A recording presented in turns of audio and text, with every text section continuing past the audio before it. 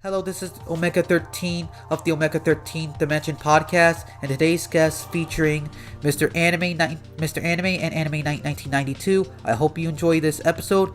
Enjoy.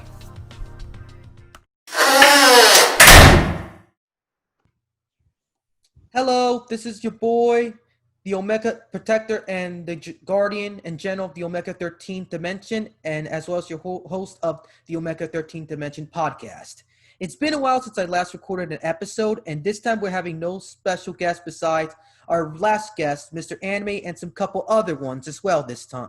But they're on their way, ready sent invites. So don't suspect seeing people that come that appear to the podcast at any sort of time. I'll be looking forward to their invitation or whatever. And here's our guest right now, our previous guest, Mr. Anime Night 1992, right here. Introduce yourself to the newcomers to the podcast, my friend. All right. For those who are not aware of who exactly I am, I'm Animeknight1992, YouTuber, streamer, anime otaku since 1997, and I've been I've been a guest on Mr. Omega's podcast. He actually invited me, and I'm like, yeah, let's go ahead and do it. So I'm doing everything I can to support. Oh, thank you, dude. I really appreciate it. And we got a whole things to talk about today because before we get started, let's just talk about with all the introductions done. I've been an anime fan since the late 90s, around like 97, 98 when the Pokemon boom, the Toonami came along and my parents renting the Fatal Fury OVAs. So around that time, I prefer anime over cartoons ever since I was a kid due to character designs and better stories and robots. And one of the topics is it involves robots. And Yes, it does. I'm going to share you a little. I'm going to share you some thoughts, some little topics we're going to talk about on the chat. Can you see the chat, Mr. Anime? Uh, uh-oh.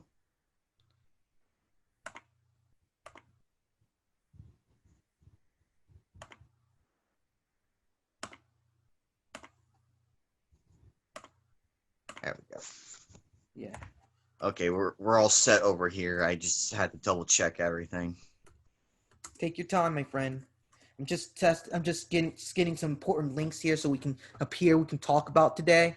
And and seriously, bro, we're just going to post some links here. And the first one is how these companies like Funimation and Crunchyroll are doubling down on their stance and how they treat their fans, the people who give them money in the first place. Can you find that funny to see if you're a business, right, and you treat your customers like crap? Won't you go back there again for common sense, my friend? No, absolutely not. Because Exactly. Okay. Exactly. Sorry about the cutting you off. But no, you're good. exactly. If you get treated like crap so much, if it's not a McDonald's or a Burger King or any chain store, if you get treated like crap, I want to go back there again. I will tell my people, don't go to that establishment because they treated me like complete and utter crap because they disrespected me. Even though I given my money, I prefer service and I prefer getting a product even though it's their fault you screwed up on it. We don't Exactly. and with anime fans, we want the authentic source as much as possible, closest as possible. You know, Japanese is a pretty complex language to freaking learn, as well as the kanji, hiragana, and other sorts of writing and tone styles or something like that. It's a really complex language, so even more so in English.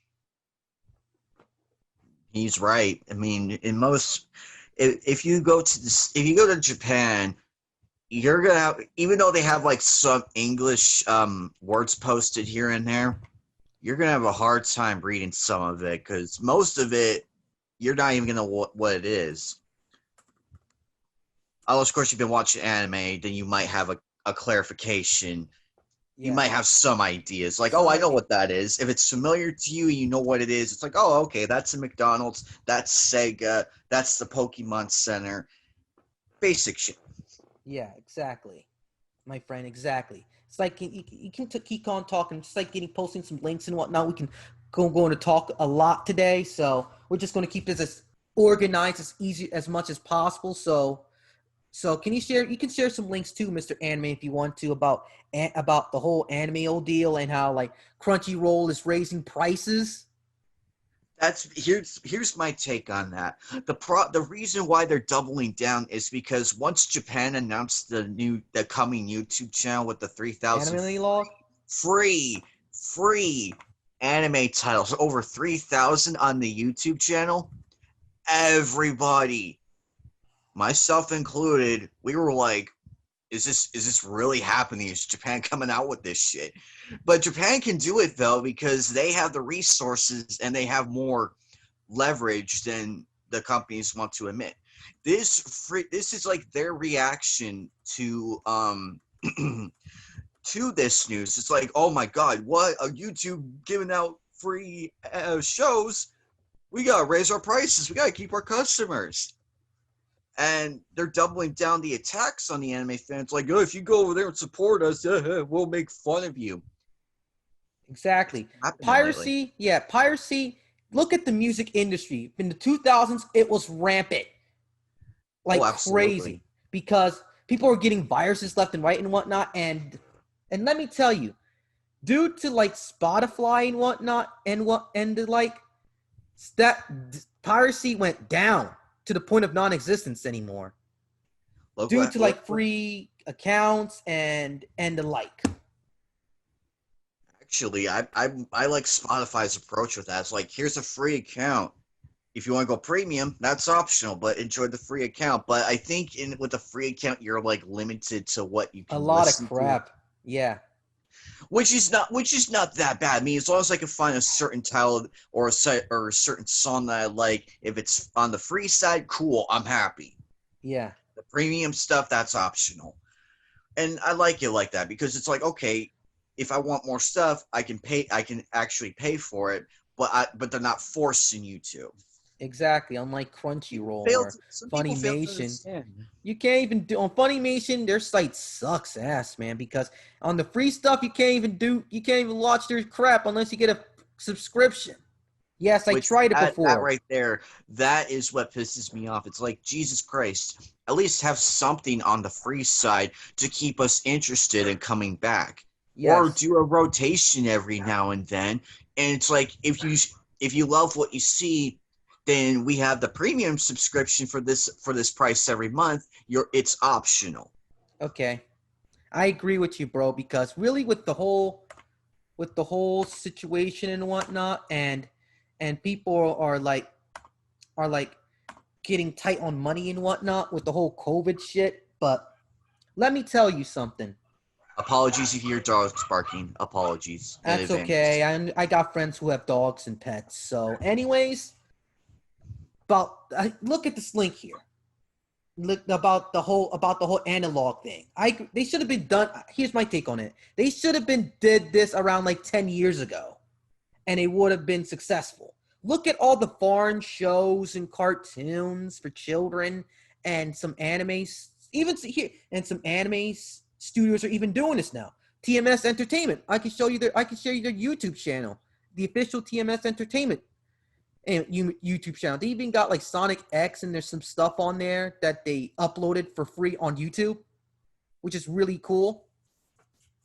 Exactly. As well as Gundam info. It's like if you give somebody something for free, you're going to bring people, and people come back for more, and they'll give you their money. That's how you bring a service to people. Hey, exactly. I like this stuff. Okay, I like this. Okay, I'll think about getting that. Okay, the person has money. Here's some money. And I'll try our product. Here's some couple dollars. Oh, this product's really nice. I'll tell my friends about this. And and the cycle repeats. That's how you do a freaking business. These guys don't know how to do a freaking business.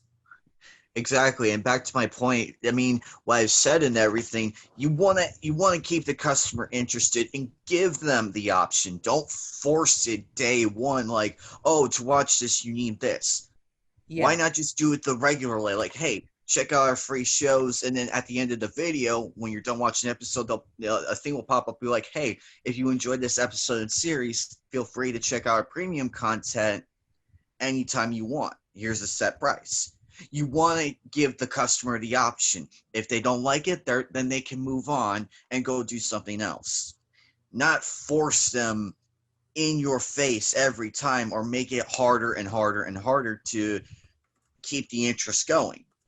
That's what's happening nowadays, and companies are starting to fail. They're failing to realize that while Japan gets it, Yeah. We because just what want they're to be entertained at the end of the day. First of all, Japan is a foreign product. I said this many times. It's a foreign product.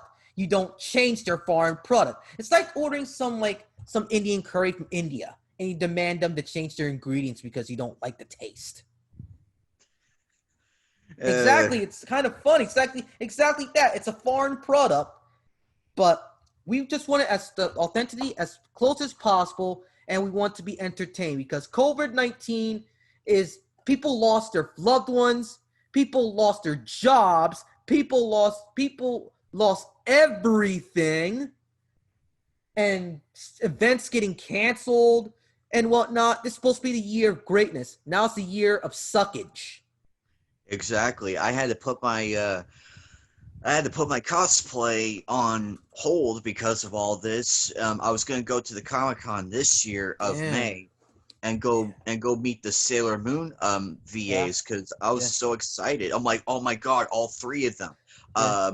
Moon, Jupiter, Mars. I was gonna go and get all three autographs and put it with my collection of autographs, but no, COVID comes in, kicks the door off the hinge, just like, hello, we're here to fuck your plans up. Yeah. Thank you, COVID. Thank you, government. Thank And you for then they that beat you lockdown. up. And then they beat you up afterwards, even some more.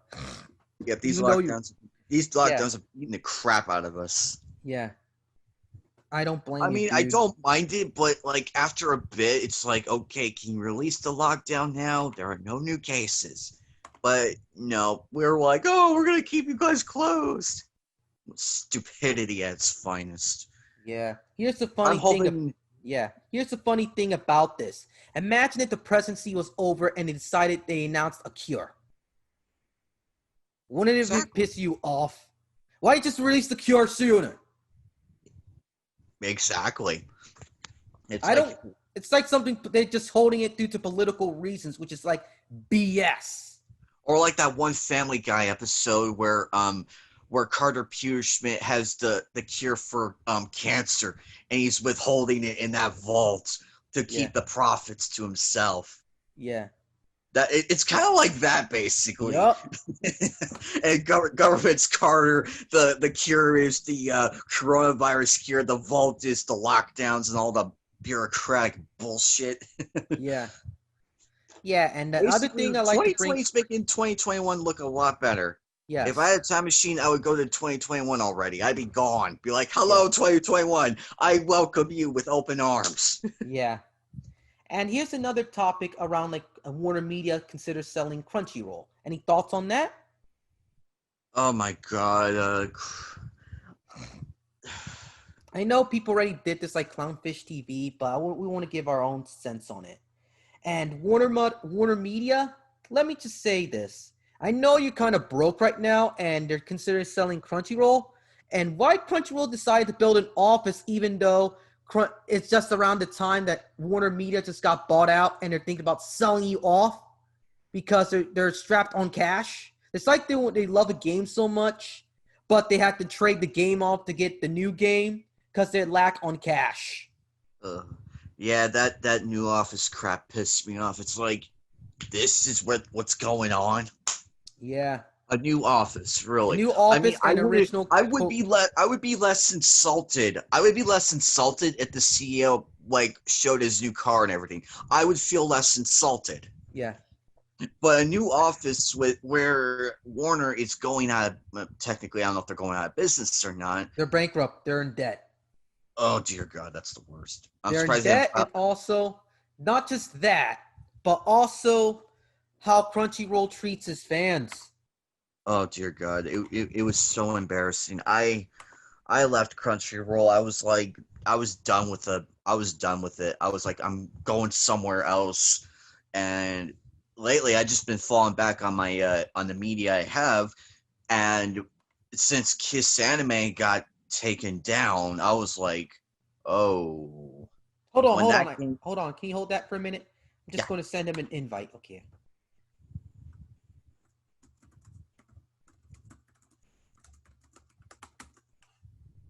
Okay, so blah blah blah. Just like, keep talking. Okay. Keep talking. So when Kisanime went down, the day it went down, it blew up on Twitter. Everybody, myself included, we were shocked because it was such a cool site and everything. But there's that debate with the piracy and all of that fun shit. It's kind of like Nintendo versus Emulator Paradise or Napster versus Metallica. For those who remember that mess, uh, it's so. See, this is why we can't have nice things. Exactly. I mean, I didn't mind Kiss Anime as much because I'm like, okay, cool, an alternative site, which is cool because I'm like, okay, I can go there anytime I want and go check out their stuff. And with everything coming down, but the timing of that new YouTube channel that's coming out, this ties in with Kiss Anime being shut down. It probably has something to do with that. Okay. If any, Okay, if can you hold anything, that thought for a minute? Can you hold that? Not to be rude, can I hold that thought? Mr. Anime's here now. I'm just letting him join in, and he's just we just waiting? Can you continue now? Sorry and about that. so no, you're good, man. You're good. I appreciate the heads up. Where was I? Oh, yes. So with that tying in, I can live with the fact that we're gonna get 3,000 anime tales for free on that YouTube channel. I can live with that. Yes, I'm okay. even though it's super old and whatnot, even some stuff are pretty vintage and old, but they're really important. Like there's some stuff by Hayao Miyazaki before his Ghibli days, as well as World Masterpiece Theater back in the day as well. Oh, World Match. Oh my god, that is hard to find nowadays. Yes, I mean, they're going to. I can't find it. Like the only way I can find it is if I go to eBay or some different site, but I haven't had the time to look. I just been so busy. But I mean, we gotta learn how to preserve like the classic animes and keep them around and everything. And Funimation's not gonna do it. I know for a fact that Crunchyroll ain't going to do it. nope, they ain't. Viz Media is starting to head down the SJW path, unfortunately. Yes. That was a big alarm to me because I'm like, great, there goes another company. So the question I posted a long time ago is, which anime company do you trust in the anime world? Sentai Filmworks, Exactly. The Sentai ones that haven't Filmworks, gone and woke or Made betrayed in us. Anime. What was that one? Made in Animes. You can find their stuff on what you call that site you selling right stuff. Great Stuff Anime. Yeah, I got some stuff from them, pretty niche mecha stuff, but I love it. But really, you don't treat your customers like crap due to like your political views and whatnot. You don't put that in business. You put that aside, and it's making you look bad. And it's making your business look bad. Oh, Mr. Exactly. Anime, what's up? And like what's her name again? 02? And one second, switch over. There we go. Much better. Yeah, This is much better. exactly. I just saw that thing pop up. I'm like, oh, there's one more screen, so swipe it. Yes. Um, Yeah, it's you. Oh, yeah, it reminds me. Remember what you said about Mr. Anime's internet connection being like crap? yes, Let's just be and patient with them. yeah, Just keep because talking. I But understand because he had the internet connection on my stream, and I told him take your time, man, no rush. We all been through it. We've all had bad yeah, internet, so we're like the most chillest ones about it. yeah, Um, here's my thing though. The problem is you can have political views yeah. to like just have a simple debate. I mean, nobody debates anymore. No, No, everyone's like arguing, trying to get your head, trying to get you angry, trying to get you to a nasty fight, nasty arguments. That's not how you do Yo, debates, what's up, man. guys? What's up, Mr. Anime? Can you introduce yourself real quick? Because me and Mr. Anime got some lot of stuff to talk about, and in order to help you catch up, we got some like topics we're going to talk about in the chat. If you can click on it and see what we're going, you can click on the links you can talk about.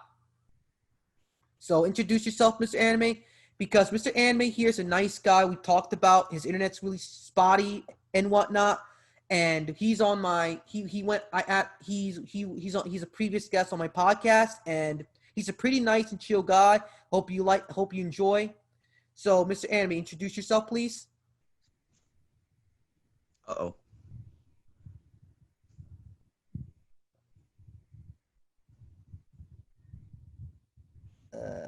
I can't hear you. The connection out here is actually perfect.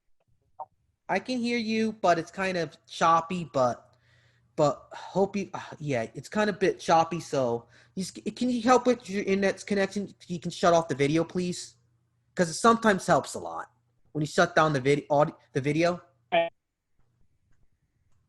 All right. Well, let's try that. Okay. Basically, just turned off.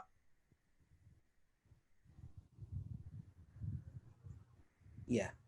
Sorry about that, ladies and gentlemen. He's just having a really bad internet connection right now. We've all been through it, and it's Exactly. frustrating. Sorry about that. And It's just that. Yeah. But I'm anyway, I'm about to go buy him a. let's actually get this puppy started. Yeah. So the party just already started, but you came on the right time, though. But we're just talking about how the Funimation and Crunchyroll are doubling down on their treatment on fans and their business practices. And let me just tell you something. Oh, Before we continue, let me just say that about preservation, like Mr. Anime Knight says here. There was this one mecha anime called Mellow Armored Mellow. Let me just type it up in the computer real quick. Is it a Mellow Armored? Mellow Wink? Yes. It was a spin-off on Armor Trooper Voltoms. Wow, that was class. Oh my god, I seen a few episodes. They were on late night. I seen a few, but I could not for the life of me remember the name. And I'm like, that was a cool anime. That was. But, I thought they've been it would have been released. Armored Hunter Mellowing. Yeah, that's what that anime is. It's like a spin-off of Armor Trooper Voltoms. But the masters of that series, due to the fact it did not get a Blu-ray release or let alone a DVD release, it's because its masters have been destroyed in a fire back in the 90s. oh, It's like the source code being lost for a video game. The master source where you port everything to home video. I vaguely DVDs. remember hearing about that fire. I can't remember what year it was. It was the early 90s or so. Okay, then I was like a Mellow baby Armored then. Mellow Wink was one of them, but due to the fact someone managed to find like a laser disc or something, the person ripped out, and that's how we got translations of Mellow Wink in the first place. It'll never be streamed. It'll never be on home video, like Blu-ray or DVD, because its masters have been lost. And I highly doubt that the creators of that would come back, though. Exactly. Some are even dead, passed away. Like the character designer, the character designers, some writers, the director of that one died too. So it's considered a semi or lost anime. Precisely.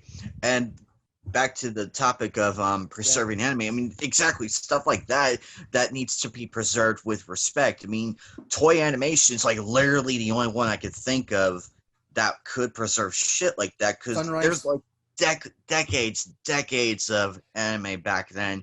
Yeah. Because I rather put it in the hands of Japan and toy animation, because, I mean, Sony's not going to do it. Funimation's not going to do it. They're going to laugh at it. They'll laugh at us like, oh, look at that old anime. Let's get rid of it. And Viz Media won't do it.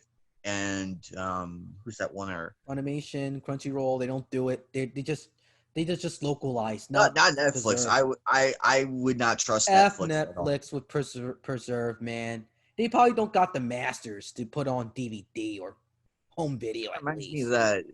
That fire reminds me of the fire that happened at the Warner Media, and like a lot of masters got completely destroyed, and many of the estates sued the crap out of Warner due to that. They lost all those movies. and the music in the music, some of the masters of like late musicians were gone, and I'm like, oh, yikes. Yeah. And it's not like we can't reanimate these people because we can't. We don't have the technology to do it, Yeah. unfortunately. And some of them are probably cremated. So good luck reanimating cremated people. Good luck with that. Yeah. I swear to God, if we don't have that shit by 2060, I'm gonna be really pissed. Yeah. Mr. Anime, what are your thoughts about this? Even though your internet's kind of choppy.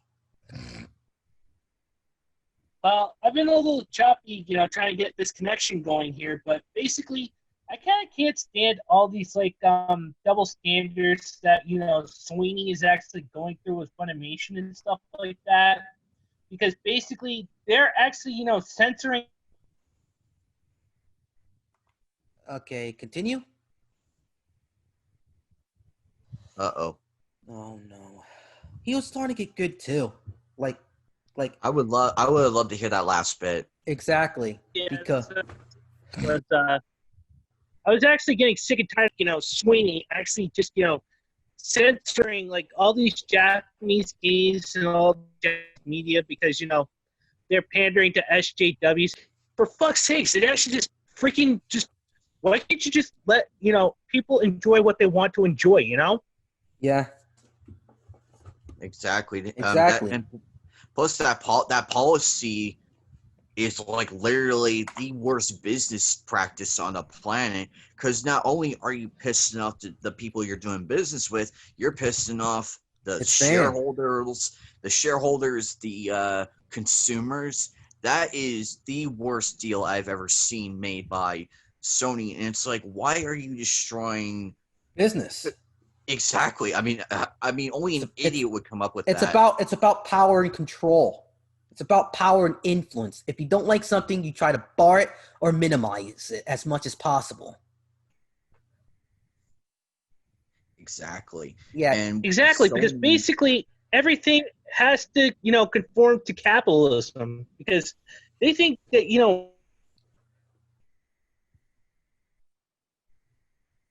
oh, okay. You guys can keep talking. I'm just going to get a tissue real quick, and because my nose is running as hell right now, so that's why I shut off oh my video. dear.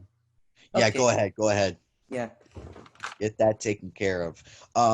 But yeah, it's ridiculous that you can pander to. I think Mr. Anime cut out. Oh no. Um, but we'll continue on anyway. So the problem is, and Mr. Anime has raised a few points, because it's like, why are you pandering to one crowd rather than the crowd that's been there since the beginning? Like all the '80s anime fans, all I'm the trying to '90s. say there, guys. There you are. Yeah, 80s and 90s anime is always the best because, you got all the nudity, you got all the action, and you got some really beautiful girls in this anime. In fact, one particular anime I was watching earlier today was Ninja Scroll. Oh man, that was actually really freaking. Probably like one of the most, probably it's up there with Berserker as the most brutal anime film. It's up there. I would probably rank that on the list of brutal animes. It earned its place. It's earned its place big time. And I remember like watching like the middle of it. I caught the middle, and I'm like, oh, what is this? And I look, and it's like, oh, Ninja Scroll. And I sat down and watched the middle part of it. I didn't watch the beginning, unfortunately, but I watched the middle and end, and I actually enjoyed it based on that part alone. Ooh, bless you, man. Yeah. Allergies. Oh, trust me, this is like literally the worst time to have it, though. Yeah. Literally the worst, because once you sneeze and everything, people are like, "Oh, you had the corona. Get tested." Like, fuck you. It's my allergies. I Yeah. have seasonal allergies. Yeah. Lay off me. Exactly. Continue. Um, but yeah, it's just like it's animes like that that deserve a place on the preserve. I mean, I wish a billionaire would have like the money to do like an anime. Museum. Yes, thank you. And Speaking of which, anime it's revolves to this topic. You know the Also, mangaka the guys, manga don't creator even of get me started on the BAs. yeah, we'll get on that. But basically, the mangaka for Negima and what's that one series called again? Love which Hina, one? Love Hinta, and Love Hina or something Oh, like that. Love Hina. Yes, Ken That was so Akamatsu. dumb. He proposed like a plan for like Japan's Congress about a manga museum or something like that. I would pay to go see that. That'll bring a bunch of tourism, and I agree with that. I agree what he said. And why didn't it make a museum on anime series, like save its masters and whatnot for the whole world to see? That needs to be discussed. We need to grab one of these Japanese politicians, be like, hey, Yeah, we like the manga idea. Can we do the same thing for the anime one? Because think of like the business, the tourism. You're going to see a lot more tourism rise higher and higher and higher beyond anything. Because all of us, myself, Omega, and Mr. Anime, and people like us, we would pay to go see that shit. Yeah, the plane ride's expensive as hell, but it's worth it. It's worth going. Heck, I still want to go to the Akihabara district. I even still though want to go yeah, Oh, and go see the that new. that makes two of us, man. man, make that 3. I would love to go to Akihabara. Yeah, There's also that Gundam Basically, you know how people. statue. yeah. Go ahead. Also, Make that. you know how they actually say.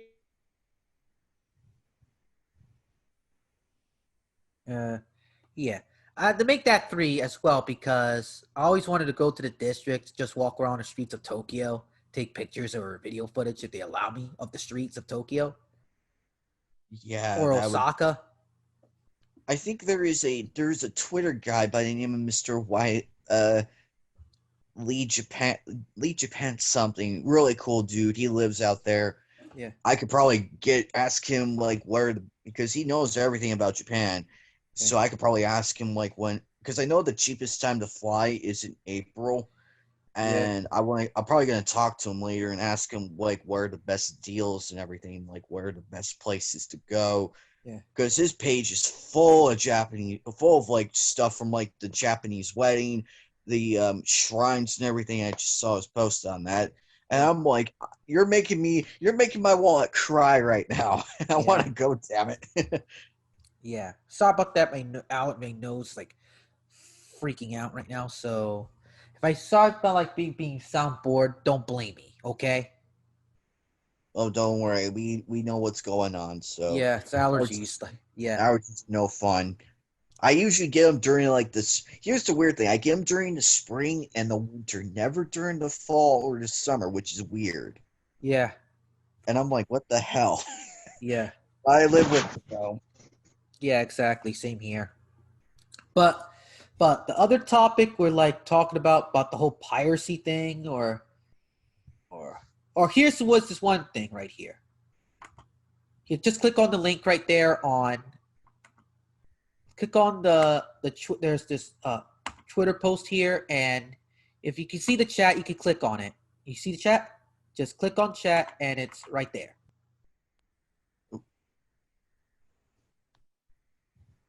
Oh, I see it. Okay, Yeah, it's a click on another topic right here. It's the one this is twitter.com Sarah MZ1 status. Click on Oh that one. yeah, Just click on that one and that's yeah, our next. stricter. That oh yeah, that Japanese post. Yeah, that one. That one's the one that's supposed to take place next year, Now, like what? right at the beginning next year. Oh, let me see. Yeah, I remember reading something about that. I remember that post. It's I this. thought it was a joke. I originally thought it was just like a troll post or something like a Yeah, fake ass post. But looking at it now, it's like, oh, this is gonna hurt everybody. yeah. That's not just that one. I'm just like, it's not that one. It's just something else though, involving animation. If you're interested, so it's on another topic. It's just a Sarah MZ1 status, Twitter.com. It's on the link right here. Yeah, I'm gonna check that one actually. Yes, it's basically why I pointed it out is because because it's about mostly a disgruntled animator, and her work looks kind of promising as well. And just take your time to read the thread.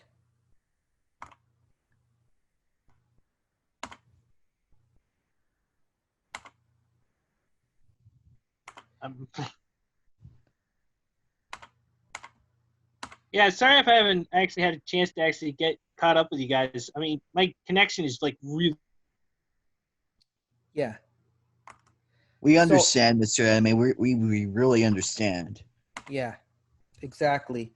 And the one thing, here's the one quote. I'll just quote this here. Sorry about that, Sarah. Just look on the chat. Just look on. Sad, honestly. Yeah. Just look at the quote tweet I just posted on chat for those why I want to put this on a topic on the podcast. So now that the company will look at a show that has any semblance of diversity themes, oh Jesus Christ! Yep. Oh my God! Okay. You want the story to be good. You want the characters to be good. I don't give a shit what gender they are. I don't give a shit what nationality they are. I don't give a shit what background they came from. Yep. Well, I mean, backstory is pretty cool. Backstory is cool. I'll give it a pass on that. Yeah. I just want to watch the show and be invested in the story that is being presented in front of me. Exactly. Like that person said right there. So, F the creators who use diversity as a selling point instead of promoting the story. Actually, someone complained about a long time ago. Someone complained about my display cabinet not being diverse enough, and I'm like, dude, shut up. It's my display cabinet. I'll put whatever figures I fucking want, male or female. I don't give a shit. Yeah. Actually, I don't think I could fit any more than that. I mean, I could fit probably like a few more on there, but after that, that's it. I'm gonna have to find like more shelves to put up. I have enough room to do it. Just looking at my room, I have enough room. So, but once I'm done with my room and everything, also I'm getting new floors being put in. I don't know when, so I'm trying to keep my room cleaned for that. Easier said than done. I'm kind of lazy. Yeah. But once everything's put in, once everything's on the walls and everything, I will give an official room tour because it's slow progression, but it's well worth it in the end. I'm hoping the video will take off and everything because I will probably also it's gonna be lengthy, but also it's gonna have like a lot of more backstory and everything, like where I got this from and shit like that. I like that because basically, unlike some people that want to use it, like I'm looking at you, Hollywood. At least we got creators ourselves that wanted to promote the story and its characters instead of diversity. Because I don't mind diversity. I don't give a crap. That's extra compared to the actual part, the story, the characters, yada yada. And when you actually present here's the funny thing. Whenever I see one of those whiny crybaby basement dwellers complain about a female character, or like, oh, they're not black enough, and when you present factual stuff like showing, hey, black anime characters have existed and everything, they block you instantly. Once you present facts, I've noticed this. Once you present the facts, they double down in the worst way possible, and it makes their case a lot more stupid to where it's not even worth it anymore. And then they just block you. And it's like, be done with it. And you're just sitting there laughing at them because they can't handle the facts. And that's the thing. Once you bring facts into this, the whole narrative is destroyed. Their whole mindset's like they get into like a mental breakdown internet form. That's what it is. Exactly. Look, I mean, look at CNN. Look at all the other crap media. When they're fact checking things and come to find out that person was right, they're like, there goes the narrative. Or if someone's like speaking out against said narrative, they get instantly ignored. Yeah. Because they want to keep the narrative going on. and not a positive narrative. They want to keep the negative one going and not Yeah. show the other side of the coin. It's like, Jesus Christ, I want to see the other side of this debate. I want to hear it from someone else. Yeah. But that's what's scaring people nowadays is like independent thinking. Like I care about Yeah. I care about what Omega's. If Omega and I were having a debate, I would love to hear his take on everything. Or if Mr. Yeah. Anime and I are having a debate, same thing. I want Yeah. to hear the other side of Yeah. this. I want it, not my side. Don't take my side for it. I want to hear everybody's. Yeah. It may be different from mine, but I have enough patience and tolerance to actually listen. Yeah. I learned, and you might learn something new at the end of the day. Yeah. You might make a friend or two. Basically, That, that's how but some people that's the make thing, friends. though. But that's the thing. They're too scared Yeah. to even go out their comfort zone to do that. Yes. It's Speaking not of going to kill you. It's not going to kill you. yeah. It may change your perspective, but it's not going to kill you Yeah. at all. We're not gonna pull a gun out on you and just shoot you because you Yeah. have a different opinion. We don't do that shit here. No, Yeah. not at all. I'm here to listen and probably learn, maybe. Yeah. But basically, yeah. And another thing is, what is your opinion? Switching topics, but then what are your Okay. opinions on popular AniTubers these days, like Mother's Basement, Giguk,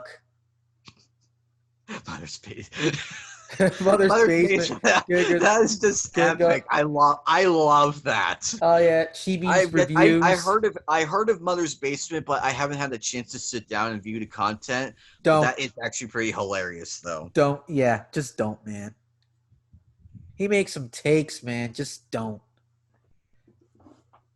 But Yeah. he's one of those anti-tubers that are the elitist, like they're like on the spectrum, like you say, like here's this one Twitter post with a video. So it's the first one right here on twitter.com 8180223.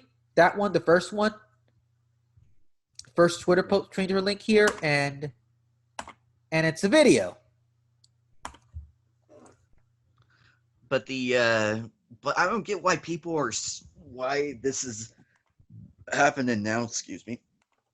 Why is this happening now? I mean, you've had all this time to bitch about anime, and yet here we are, 2020. I mean, the backlash. I mean, some of the hate I remember when Naruto and the Big Three came out. Yeah. I remember people got criticized for, like, the fan base was like at war with each other, but that was natural. That was just natural. I mean, that stuff is like an everyday thing. Yeah. But what's happening now is really alarming, and I really, and more people are starting to notice. Thank God. Yeah. And now this whole map thing attack crusade against us. I know. Oh. I'm just getting Oh, this. you talk about that crap, man. Those guys would have been in freaking state penitentiary by now. Lock those niggas out, man. We have no place for them here. Precisely. But getting off that topic, it's like that nowadays. And when you actually show the real stuff going on, they freak out even more. And they're like, oh, that's fake and shit, when it's not. Yeah. This shit's happening for real. Look at Cuties. Go look at Cuties from Netflix. And you don't tell me. And you tell me that shit isn't creepy at all. It is creepy. Hell, I couldn't even sit through the trailer. I wanted to vomit. I had to watch what was that one anime? I had to watch Ghost in the Shell just to get my brain back in order. Anyway, I'm getting off this topic because I'm just like looking at the whole like thing with Giguk and them. Just like I'm just gonna repost the link again to this tweet here. So let's just it's gonna be on the recent links right here. Okay. I mean, people here's another take on this whole anti-anime garbage thing going on. Yes, you have a right to say you don't like anime and just say it's not my thing. That is okay. Yeah. I know it. I mean, anime. Yes, anime has everything for everybody. But if you really don't like it, that's okay. It's okay to not like it and move on. Not sit there and bash us to death and call us every name under the sun. Yeah. Because that's not how it works. We don't go and criticize you of your choices like, oh, I don't like sports, and not give a reason at all. Yeah.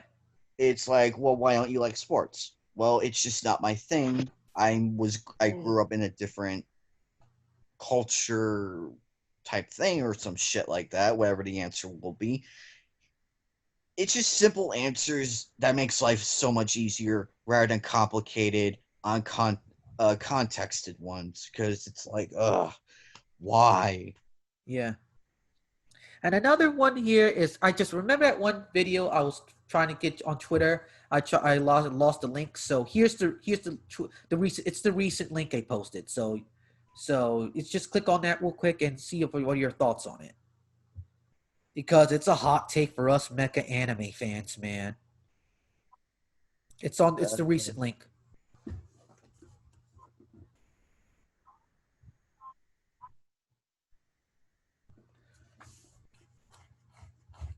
Let's see. Geeku mecha has almost died in the West. Anime man mecha today tends to be combined with other more appealing genres. It's not the main genre. The last big mecha was Darling in the Franxx. Very good anime, by the way. I love it. Misteranime did a figurine video on that not too long ago. Yes. That's just the comments, but the video, just click on it, because the guys don't even show like facts or reports, graphs, interviews, etc. Don't give the facts why they stay on that claim. Because basically I feel insulted because they have all that anime merch and everything, and yet they don't show the facts. Like, Jesus. Yeah. If you don't show facts, what argument are you basing it off of? Nothing. You need facts. You need facts to back up your claims. Yeah. You need facts and. Oh yeah. You're still around. You're still alive. You're still alive. Okay. Continue. I just got a little pop-up button saying this meeting no longer has a time limit. I'm like, man, that's weird. What? Yeah. That's weird. Well, yes. But mecha is like, here's my take. Yeah. Mecha, people think giant robots. Yes. But it's more than that. Way more. Mecha is like the whole genre in total, but it has many subdivisions. Yeah. Gundam being the big one, the Big O, Gigantor, Voltron, Symbiotic Macross. Titanfall. And guys. Yes. Darling in the Franxx. What about Robotech? Robotech, that counts too. We don't talk about Robotech though here. We don't talk. I'm not a fan of Robotech. I actually got Robotech. Okay, I'm gonna try doing something here. Yeah. All right. I want to show you guys something. Let me turn on the light. I know I can't right now. Yeah. I want to show you guys something. Bright light. Wow, that was bright. Check it out, guys. My eyes. Yeah. I'm joking. Seizure. Yeah. I see a lot of that at the Bookmans. I'm debating. I was like debating with myself. I'm like, is it going to be good? Is it worth getting? Yeah. Oh, and guys, I actually got this for $5 over Full Moose. $5, nice price. What is it? No, it says $5.97 on the box right here. Yeah. $5.97. Wow, $6. Ooh, I buy that any day. Yes. Oh, hey man, how are you for that, dude? I mean, I just actually had to get my signal back, so I'm actually using the Wi-Fi right now. Yeah, nice. There you go. Yeah. Thank you. So. Oh yeah, and so guys, I want to show you. Yeah. Right here. Oh, nice. Oh, isn't that the? That's the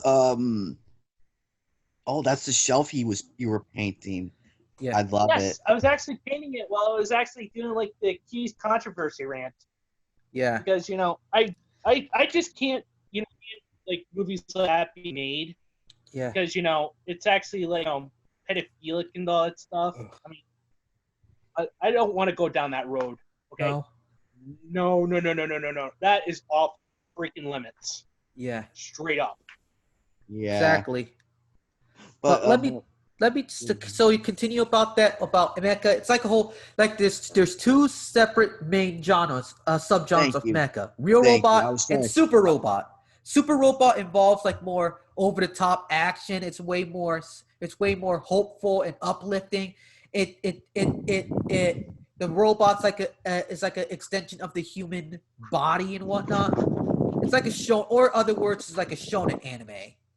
Real There you go. Robot's more political, it's more drama, it's more cynical, even though some have a hopeful tone, but it's also more down to earth, realistic, and robots are known as tools.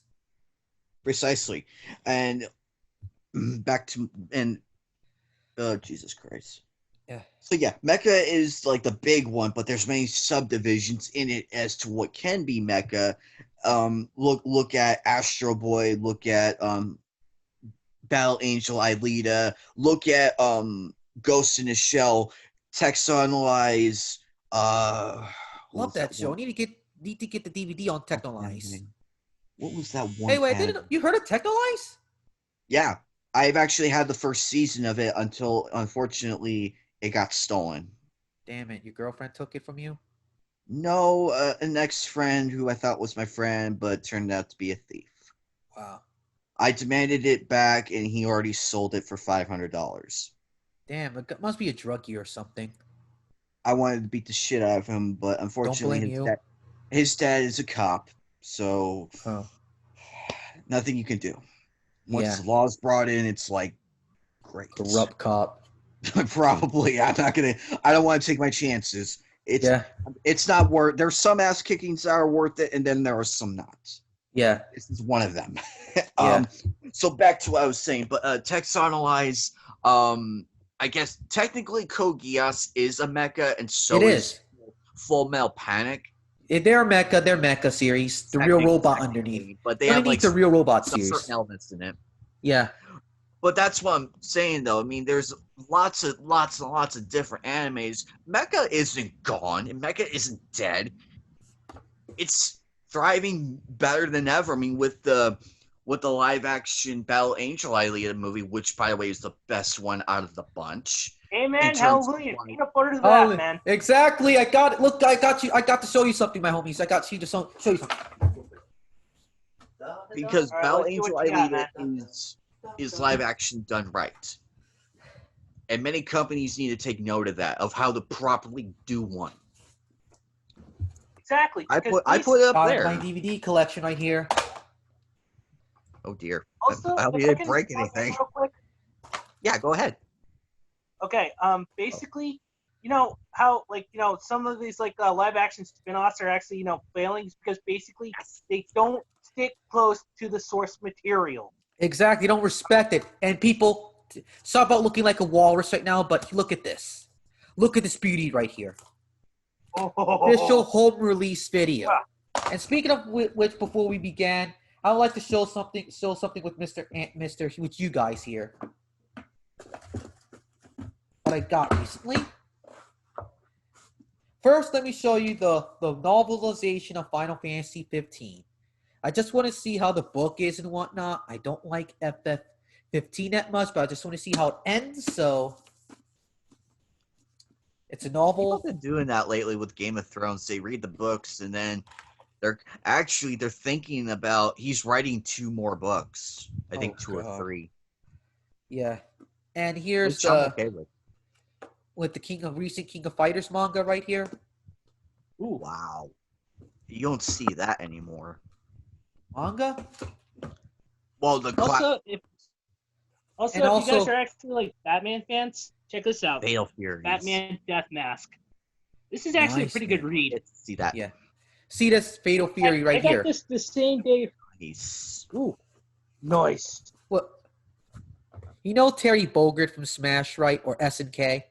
Yeah. This is his hat. Oh wow! $15.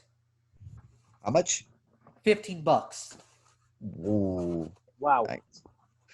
That's pretty much an arm and a leg right there, man. Yeah. But worth it.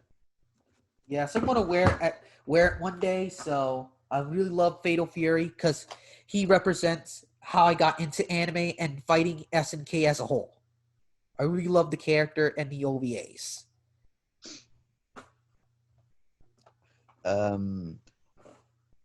But yeah, it's just so sad that people are claiming that Mecha is dead. It's like, have you not seen the statistics? Look at the fan base. I mean, when the live action came out, it exploded all over Twitter. Like Yeah. it went, heck, even outbeat Captain Marvel, even though Rotten Tomatoes suck ass site. Yeah. Rotten Tomatoes didn't want to admit it. They did not want to admit it at all, and they were actually censoring comments too. They were trying to block the comments in Yeah. favor. And guess who they were trying to pander? The Brie- Captain Brie- Marvel. Brie Larson. Brie Larson. I remember that war. Oh my God in heaven, that was bad. Nasty. Yeah.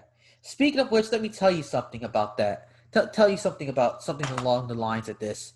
With Alita, people thought it would be a failure. It would be like a forgotten gem. But people saw it because it features the character. It has great characters and a great story. It faithfully adapts the first three volumes of the manga, the original manga series. It has the endorsements of the original creator's approval to the point he promoted the film multiple times in many different countries. He even went to the set of the Hollywood of this adaptation of the movie. Yeah, he went to the set. He went there and gave his approval. Man, The actress that played Alita wanted to do a sequel of this too.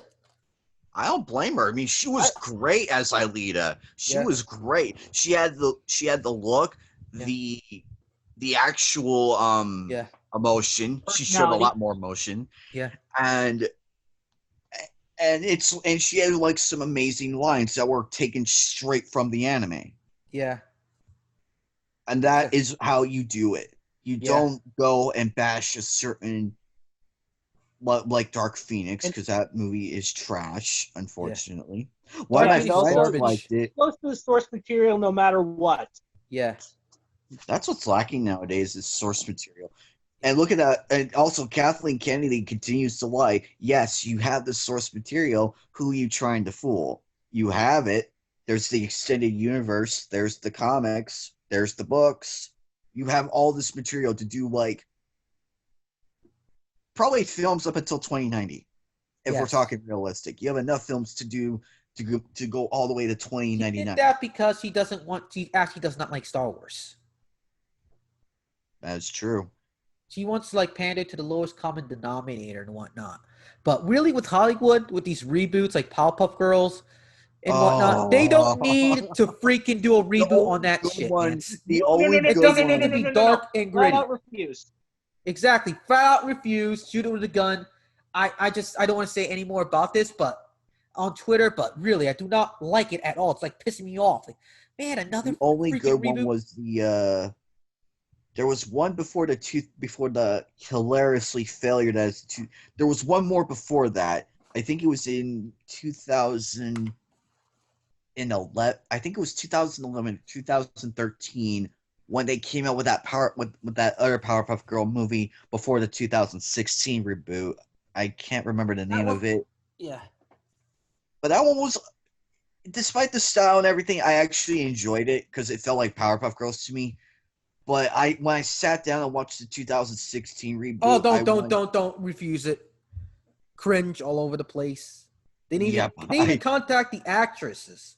They didn't even contact the voice actresses for. I remember Tara Strong mentioning that. I remember that. Pissed. I was like, oh, wow, ouch, that's just not trust right there. Disrespectful. That was disrespectful, right there. Plus, yeah, it is. Basically, plus on top of that, when I watched it, I noticed that Miss Bellum wasn't in it. They looked horrible, and I'm like, this is Teen Titans Go, but worse. Yeah. Worse. Yeah. Give me original Teen Titans any day of the week there, guys. I mean, give me out. season 6 of Teen Titans, and I'll be happy. Yeah. I'll go watch that. Amen. Yeah.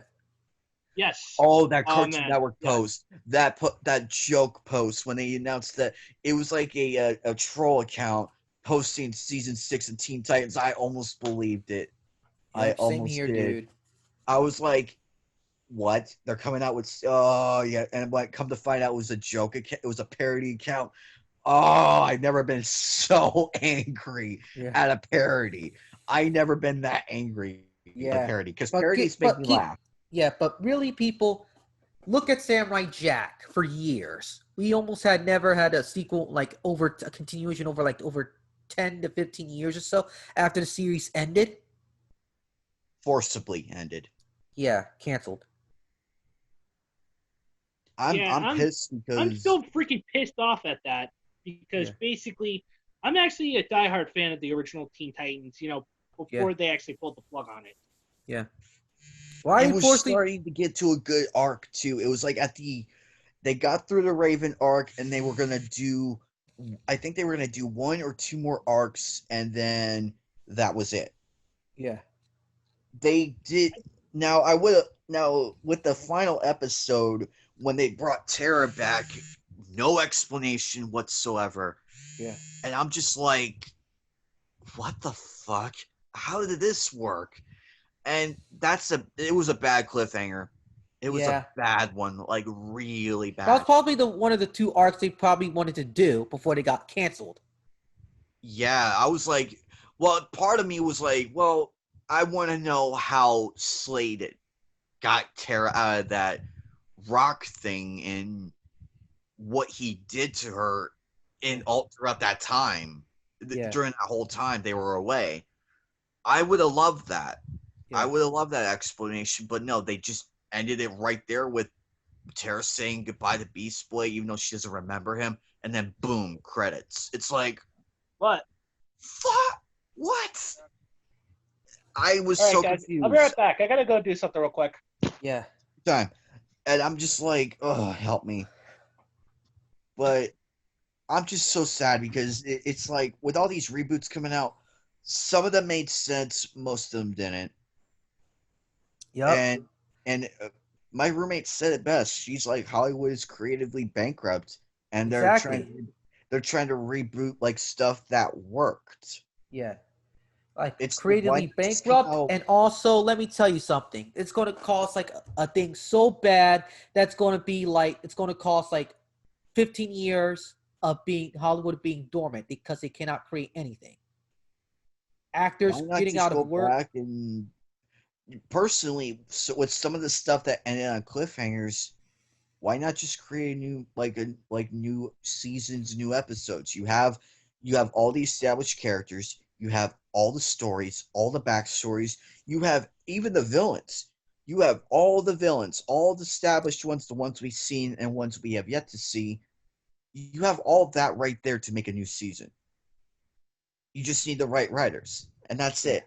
But Hollywood doesn't get it. It's like, oh, we got to do a reboot. I'm like, no, just make a new season. Keep building from that. And I know I'm going to take a page out of Toys for Bob. What they're doing with Crash Bandicoot 4 is what they should have done a long time ago.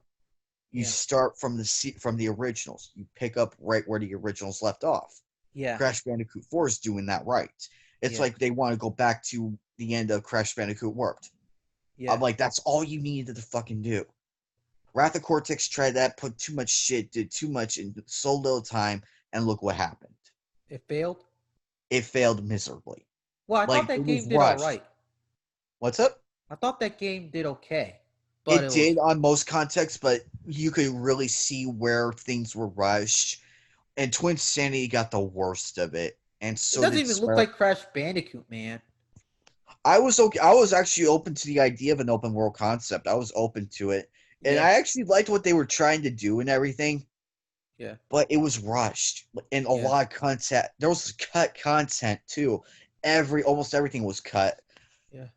Point is, if you want to continue a series, just pick up where the original left off and go from there. Exactly. Season 6 can easily of Teen Titans can easily pick up right where that ending took place, right then and there. You could do a whole season on that. But this is Hollywood we're talking about, and we know Hollywood won't listen to us, no matter what we fucking do. Unless you give them money. Actually, I'm seeing some of the elitists, the Hollywood people, leaving in droves. I'll tell you why. This whole thing that's been going on with the Epstein case, Maxwell Ginsler getting arrested, threatening to go public with all the names. That is playing an effect right now. Because, I mean, look what's happened. Ever since they killed, because they originally thought if they killed Jeffrey Epstein, this whole thing would go away. Like, yeah, let's kill the main guy that knows, like the keeper of everybody. Yeah. But once that book got let out, and once it was shown who was here, Hold on, I have to do something. Okay, you continue talking. I have to do something really fast. go ahead, my friend. Okay. So I just had to help my grandfather out. Okay. Oh, that's okay. That's okay. I mean, Okay. you two guys have things going on. Go ahead, Go ahead, Omega. Go ahead. We'll Yeah. be fine. Okay, you can just keep on talking. I do something. We'll have to cook dinner. Oh, go ahead. So like I was saying though, with the whole thing going on with, look at the Hollywood elites leaving Hollywood in droves. I was just telling Omega, look at them leaving in droves, and Tom Hanks all of a sudden is in Greece. Here's the reason why. This is one of them. When Jeffrey Epstein was murdered, he was murdered, not suicided. I have a right. Yeah, I have a reason to believe he was killed, and I'm probably gonna get killed for saying this too. But I welcome it with open arms. I'll fight. I'll fight these people. Anyway, so they originally thought that if they killed Epstein, all this would go away. Guess what came out? A lot of shit came out that was unforeseen. The book, Maxwell Ginsler getting arrested, threatening to put people on notice in public when she got arrested. And now, with that happening, this is starting to make the Hollywood people scared. And them leaving Hollywood, it proves a point. They're scared. They're really, really fucking scared. And so is the royal court, the royal palace, everybody. There are some very, very powerful people out there. Very powerful. Way more powerful than me. Way more powerful than you. And they're rich as fuck. They will make you disappear at the drop of a dollar bag. Oof. Now, with Funimation and everything, the voice actors, unfortunately, they're starting to panic as well because they're losing their grip. We're fighting back hard, and with Japan backing us, why do you think Crunchyroll and Funimation are doubling down? This was a topic earlier, but I'm adding more to it, is because they're scared. They're literally scared of losing the profits. Doubling the price is not going to help your profits. It's not. It's going to make it worse. It's bad enough we have this incident happening, and people don't have the money. They don't have the money at all. I mean, people that don't have jobs. I still have a job to do, but I'm tied up with everything. I'm trying to get as much anime content out there as I can, and on top of everything else. But I'm just saying the common people who don't have the means to afford stuff, like that longtime Crunchyroll fan or that longtime subscriber of Funimation. With those prices going up, it's harder and harder to maintain that shit. Because they don't care about us. They don't. It's like, oh, our anime fans are rich. They buy shitloads of products. Ha, ha, ha. Let's raise the price up. That's not entirely true. None of us are millionaires. I wish we were, yes. That way we could start our own companies. But Exactly. But with these prices just going up out of nowhere, it's just freaking ridiculous. And I have a. Go ahead. Go ahead. You go ahead, because you were saying something. You had a what now? This is their retaliation. This is the retaliation against what Japan is doing with that YouTube channel. As soon as it was announced, that's when they started the panic. Why the prices are going up. They want to they're trying everything they can to hold on to that title of being the anime producer. That's not the case. Because once Japan announced that, and this ties in with the Kiss Anime being shut down, that ties into it. Now, I can forgive that because, I mean, it's 3,000 titles on a YouTube page. 3,000 anime titles. For free. For free. Oof. I'm like, okay, I can forgive that. That I can forgive. Am I sad that Kiss Anime is gone? Yes. But I want to give this channel a chance. Because what they're trying to do is be the alternative to what Funimation and Crunchyroll have been doing. And what Sony has been doing. Which is what we needed. We need that badly because, unfortunately, Funimation's not going to listen to us.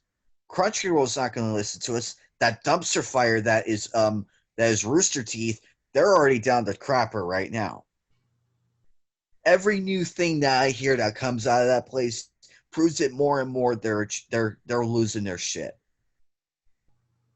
Yeah, they are. Because basically, look at how they actually destroyed and butchered Ruby, with the memory of Monty Hume. I mean, basically, God rest Monty Hume's soul. But basically, I bet you, he's practically spinning in his freaking grave right now about what they are actually doing to his show. The show that he created when he was in Rooster Teeth. Exactly. They're pulling a Stefan Hellenberg. They're pulling it. They waited until he died. What Nickelodeon's doing is what Rooster Teeth is what Rooster Teeth is doing. It's no coincidence. Go look at what happened after Stefan Hellenberg died. And look what they're doing to Ruby now after that creator passed away. It's not a coincidence, my friend. It's actually scary. When you really look at it, it's creepy how that's happening. Bad ideas can affect the brain a lot more than good ideas, which is unfortunate. It's like, oh, look what Nickelodeon's doing. They're doing something against the creator's wishes. Let's do the same thing. Hence your point. It's friggin' ridiculous. I mean, I kind of feel like, my fanfiction Anarchy of Anime is actually kind of like, mirroring, what's going on in the world today. And that's what's scary, given... Plus, another scary thing is these politicians. Look what's happening in Australia. Yeah, with I feel so bad. To anybody who's Australian, I feel so bad for you right now. If you're an anime fan out there, I feel horrible for you. I would probably fly the next plane out of there. I would sell all my shit, get a plane ticket, and either go to Japan or go to America or some anime-loving country that accepts anime, where you can be an anime fan without consequence. Yeah, exactly. And then you got, like, a person like K.W. Miller, this South Florida congressman candidate who actually started railing against Dragon Ball Z, I mean, it's Didn't they already do that? ridiculous. Didn't they already do that with the video games that Jack Thompson did, and look what happened? That guy was a failure. Big time. He's actually hated in the gaming community. He's actually the most hated person in there. And so we have our own Jack Thompson in the anime community. Yeah. Or like I spent or like another person. Well, another person I was thinking of is Anita Sarkeesian. You know how she actually destroyed The Last of Us 2, with freaking Neil Cuckman? I mean, seriously. Ghost of Tsushima is the best game. And it's proven that in sales. It's proven that. Oh, yeah. Check it out. I'm back, everyone. Sorry about that. Welcome back, my friend. Precisely. Yeah, good to have you back. Yeah. I have my own copy of Ghost of Tsushima. Nice. Love that game. Oh, man, it is awesome. I mean, Yeah. basically, No it's spoilers. Just, No spoilers. I'm still playing the game. I'm still stuck with Gundam right now. Gundam Extreme versus Maxi Boost on. At least it's good to know that it's good. So yes. I'll take that as an answer. Yeah, sorry about that. I'm just like getting sick of these allergies, if I man. could actually give my own sneezing. score to this, guys. Yeah. Go ahead. My personal score would be a 9.5 out of 10. Totally recommended. Same here. Hands down. Yeah. And I'm kind of lost right now. So where you guys are at? I have to cook dinner. I was just telling Mr. Anime, Mr. Anime was telling me his fan fiction that he's been writing has been mirroring what's been happening lately with The whole what's going on in the situation and anime whatnot. world. Yeah. Yeah. Plus, with the politicians rallying, like that clown in Australia and that Sterling Florida Greff and moron. Connie Berneros. Those are the Yeah. two that are actually, that actually decided, Sterling Greff one to actually say that, Goblin Slayer, Aramanga Sensei, freaking Sword Art Online. He was cherry picking shit and just, trying to actually, make like an argument saying that anime is bad. Hey, what But about he the got pedophilia blasted to problem? hell and back. But then, yeah, exactly, saying it's actually child exploitation. But then, of course, you got Connie Berneros. She's actually, teaming up with this Japanese feminist and basically, trying to get PR points, with her, like, with her campaign. And Yeah. so she actually railed against, trying to get, like, manga and, like, light novels banned off of, like, out of South Australia. Also, don't forget Amazon banning anime figurines, banning light novels, banning manga, like certain manga and like certain hentai as well. Yeah. Can I say something real quick? You Go ahead. remember? Yeah, sure. About Mr. Anime, Mr. Anime, Anime Night said about Hollywood leaving in droves and whatnot through the whole the Jeffrey Epstein thing.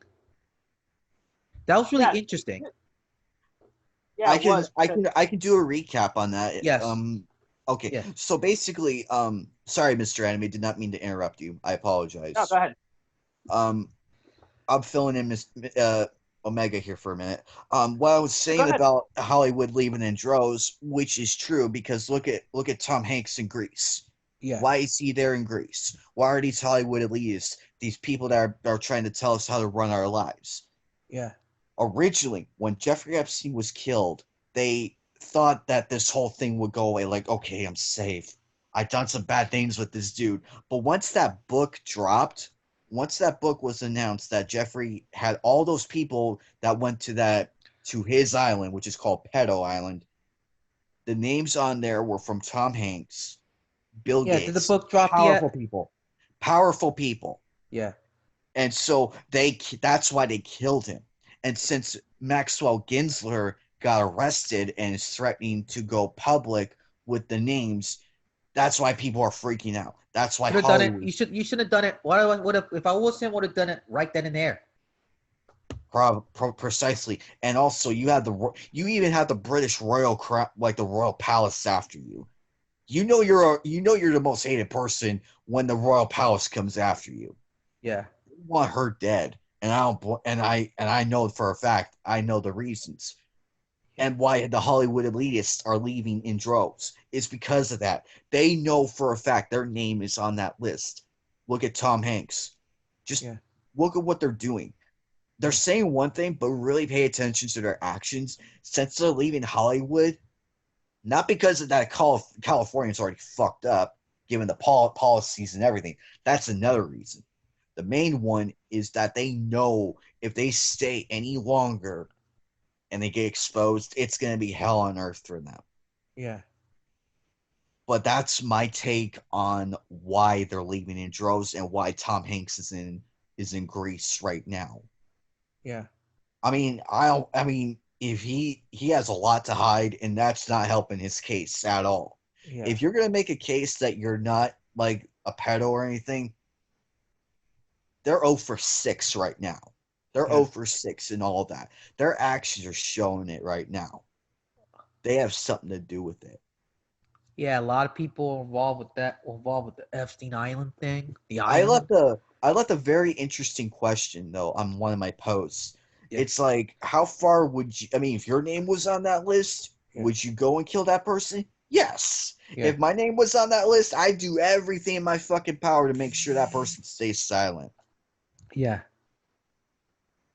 Yeah. But unfortunately, though, it's going to come out one way or another. It's going to come out unexpectedly, though. Yes. It's going to come out. You can't stop it. And due to Hollywood's creatively bankrupt, as well as as the whole Epstein Island thing, as well as the 2008 writer strike, which is the whole reboot started and whatnot, because of the writer strike of '08. Remember that? We were still in high school then. Yeah. In fact, in a way, I was actually I a senior vaguely remember because that happening. that was the year I graduated. Yeah, nice. But anyways, the whole writer strike thing, ever since that happened, in my opinion, stories began to be non-existent. It's just reboot. It's just, let me show you a little excerpt of Otaku Assemble, of an old YouTuber right here. Is he still alive by any chance? Yes, he's still alive. Okay, cool. Yeah. Because some of these old YouTubers that were huge anime fans are non-existent. They're Like, dead? I barely hear anything. Like they're dead? Yeah. They're not. He's still Well, around. I know for a fact they're not dead. I know for a fact. Yeah. They've just been real quiet lately, and it's kind of creepy. Yeah. Like, did they lose their password? Did they get locked out of their account or something? Yeah. Or, I have to end up like Leafy and just get banned off of, permanent banned off of YouTube. Yeah. That didn't start happening until later, like in the later years, like from 2016. That started to really pick up in 16. It wasn't that noticeable back then. Like, it didn't get to that point back then. Yeah, and basically, another YouTuber I actually really miss, I mean, if we could actually still make content today, is Edda. I mean, rest in Edda. Yeah. He will be missed. He'll be missed. Not just at the find that video. It's an old one though, like from like years ago. Let me just go find it right here. And oh, you guys, did you know that there used to be another Mr. Anime before me? Really? But apparently, what happened to him? he actually apparently killed his entire family. Oh, that guy. He was Oh actually my god, in having him? Yeah. Oh my god. Guy that snapped and Why? whatnot. Yeah, because he actually was like motivated by the Columbine massacre and stuff like that. But basically, I wanted to actually rebrand the Mr. Anime name. So Yeah. basically, that's why I chose to actually rebrand it as the full word Mr. Anime. Yeah. And then add the 343 into the mix and try to rebrand it and make it my own. So basically, I'm not trying to copy that Mr. Anime. I'm trying to do my own thing. Yeah. We're keeping an eye on you, mister. Yeah. We're keeping an eye on you. Just so you're aware, we're watching you. Yeah, of course. But dude. I know you're not the type, though, but you're good. Basically, I really don't like committing actual real world violence, but basically, if it comes to violent video games, I mean, basically, I could differentiate fiction from reality, which most of these Twitter Puritans cannot do ever. And I mean, ever. Which is kind of sad because it's like, what household are you living in? I wonder sometimes what households these people are living in currently or grew up in. I would love to see this. Wish I'd like that ghost ability and just go to people's houses and just look and see what drove them to be like this.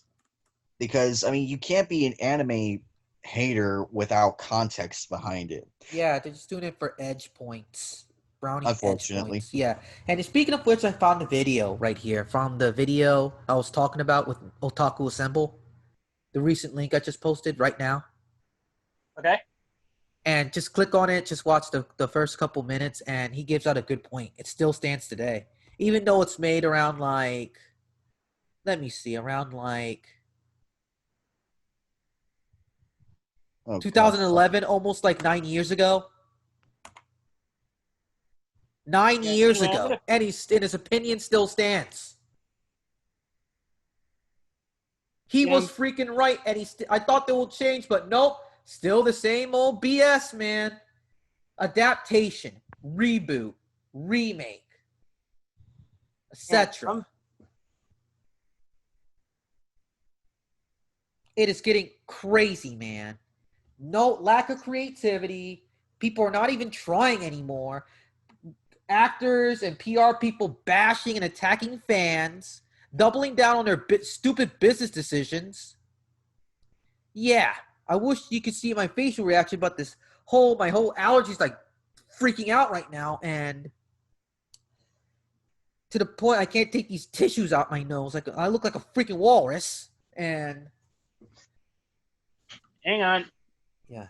Yeah. Anyway, guys, I probably gotta go eat some dinner. So yeah, you guys are gonna have to chat it out. So Yeah. I'll be back hopefully eventually before the end of the show. So Okay. be back. Take care, dude.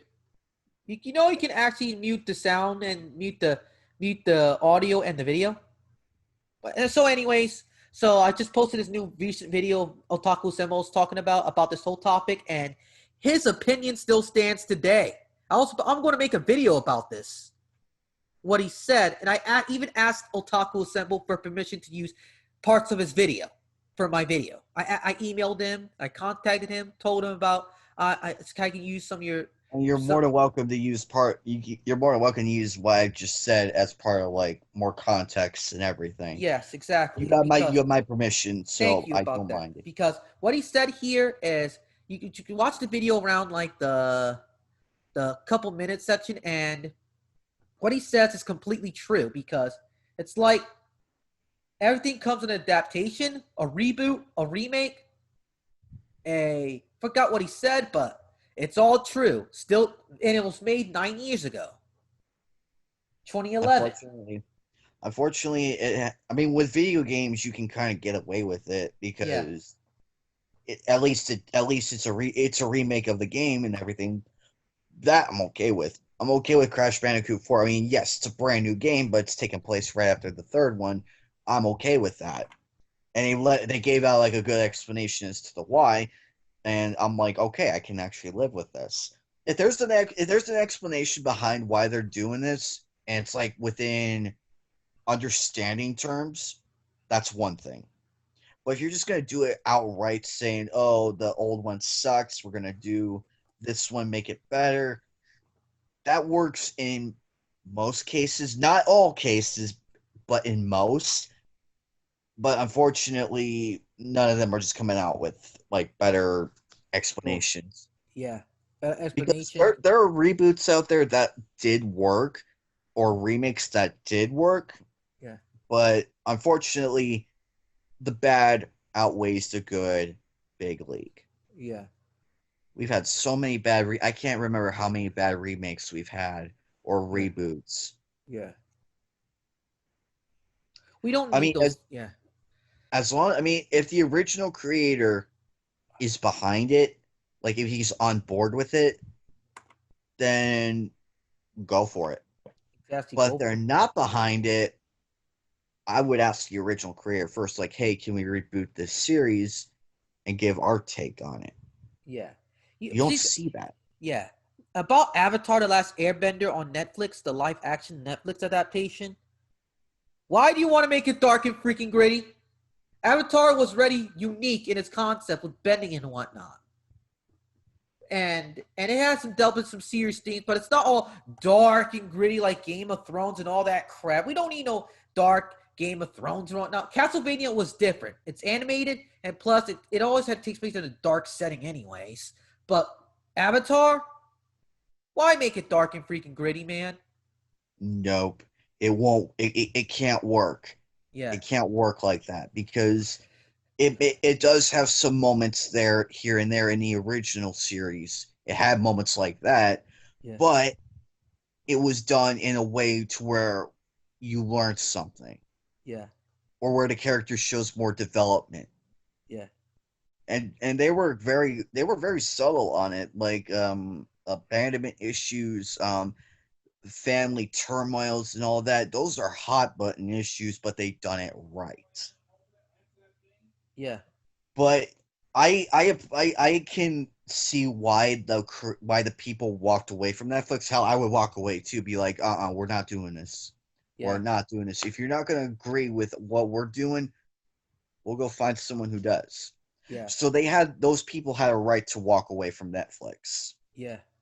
If Netflix was wanting that, I would be insulted. Yeah. I'm like, that's not our intention here. Yeah. I mean, we already had one bad movie. Yeah. I'm not One naming bad it. horror movie I don't want to see ever again. Exactly. I'm glad they did not. I'm glad they did not follow up with that. I am Exactly. so You know happy. what's bad? Just as bad or worse?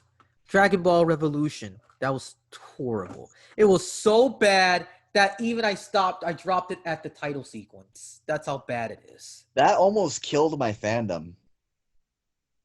That almost made me stop being an anime fan. That Wow. close. That it was that bad.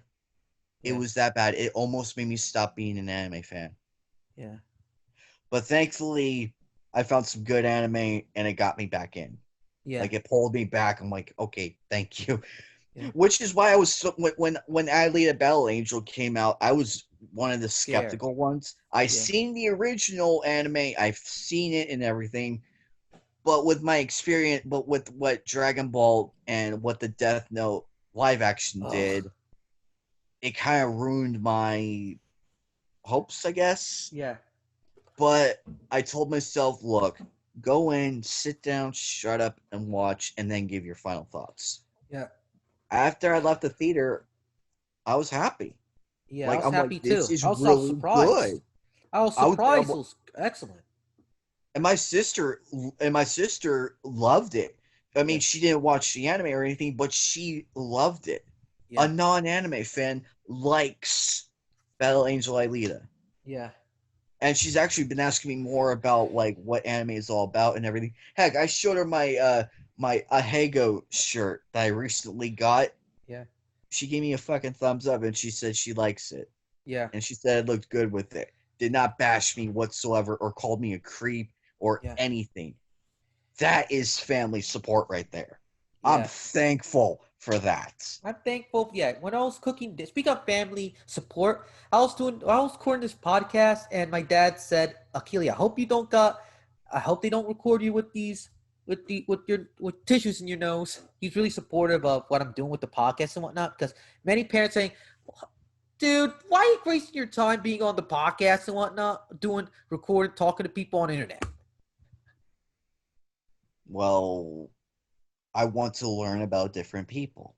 Yes, exactly. I'm not bashing you, but my dad's really supportive of me doing a podcast. Really thankful for. Exactly. It's not every day. It's not every day we have supportive parents or Exactly. Not family everyone has members. support. Even like people we know in the internet. Like a lot of people on the internet, their parents be like,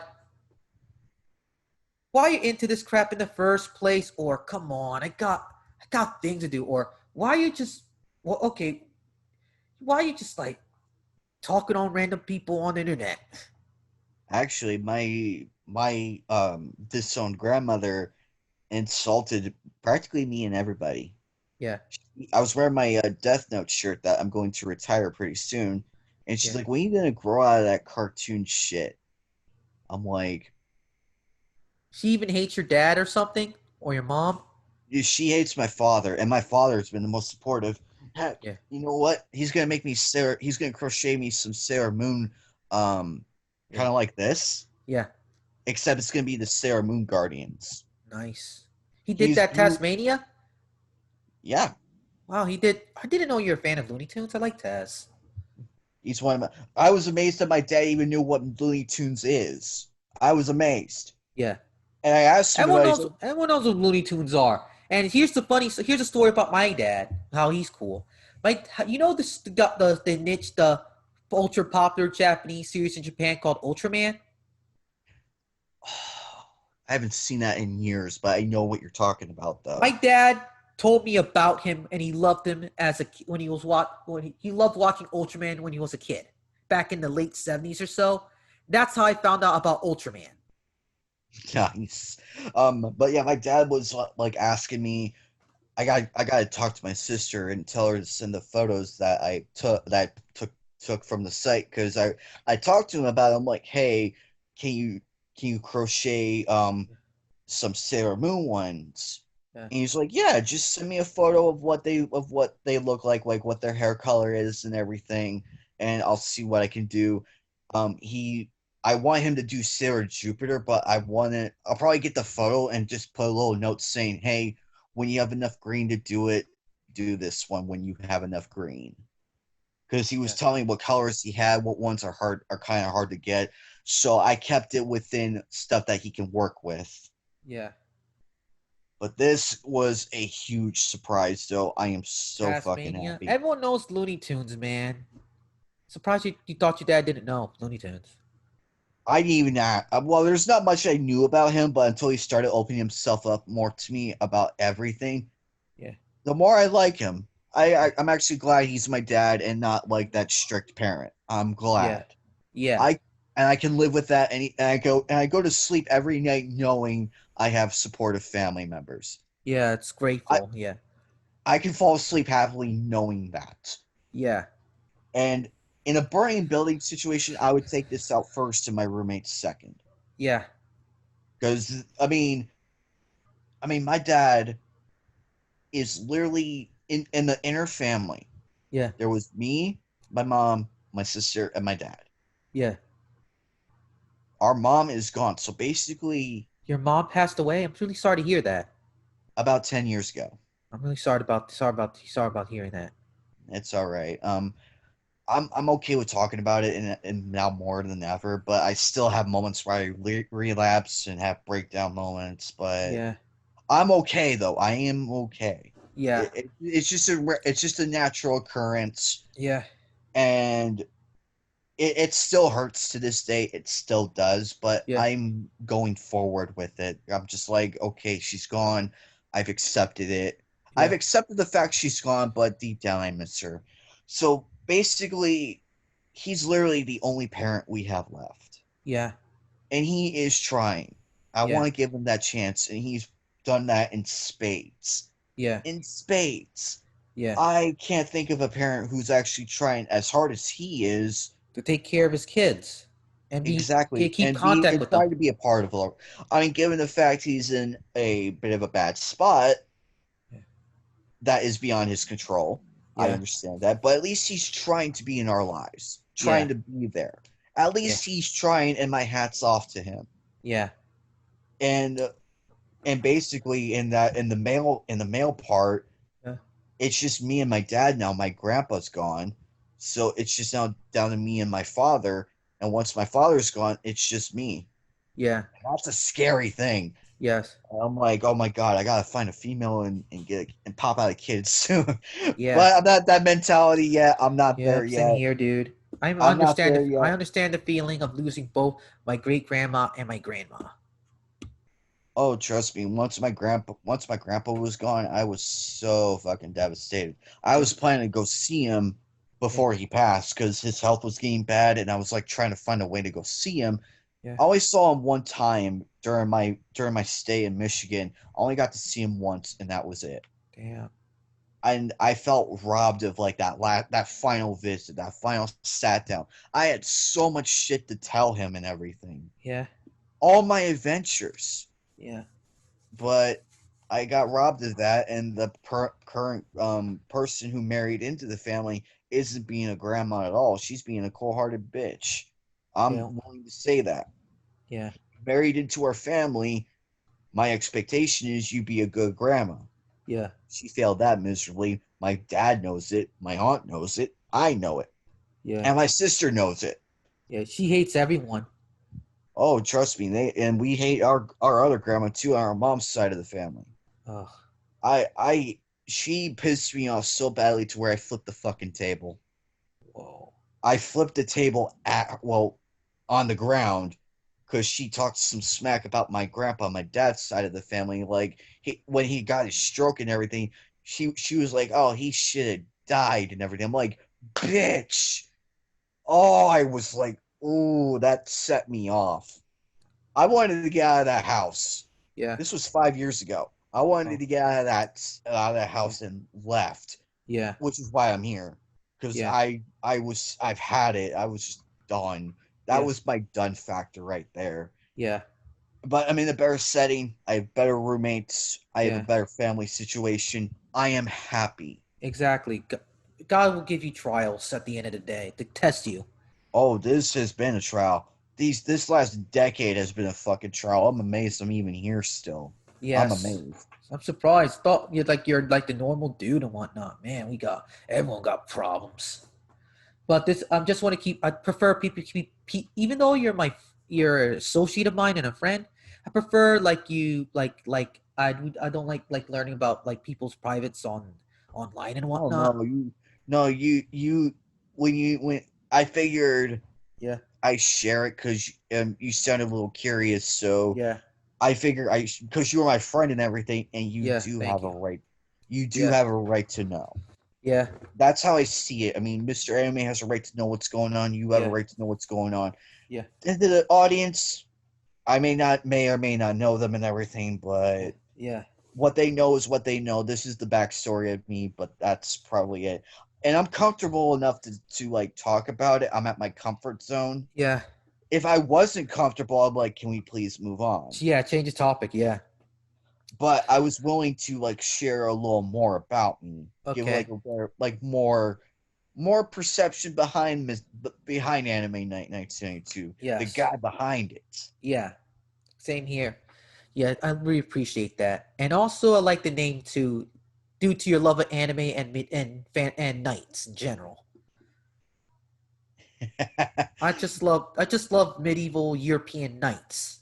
I was always attracted into them. that's one of the reasons why I created this why I Yeah. created Anime Night. The 92 is obvious. The 1992 is Birthday, obvious.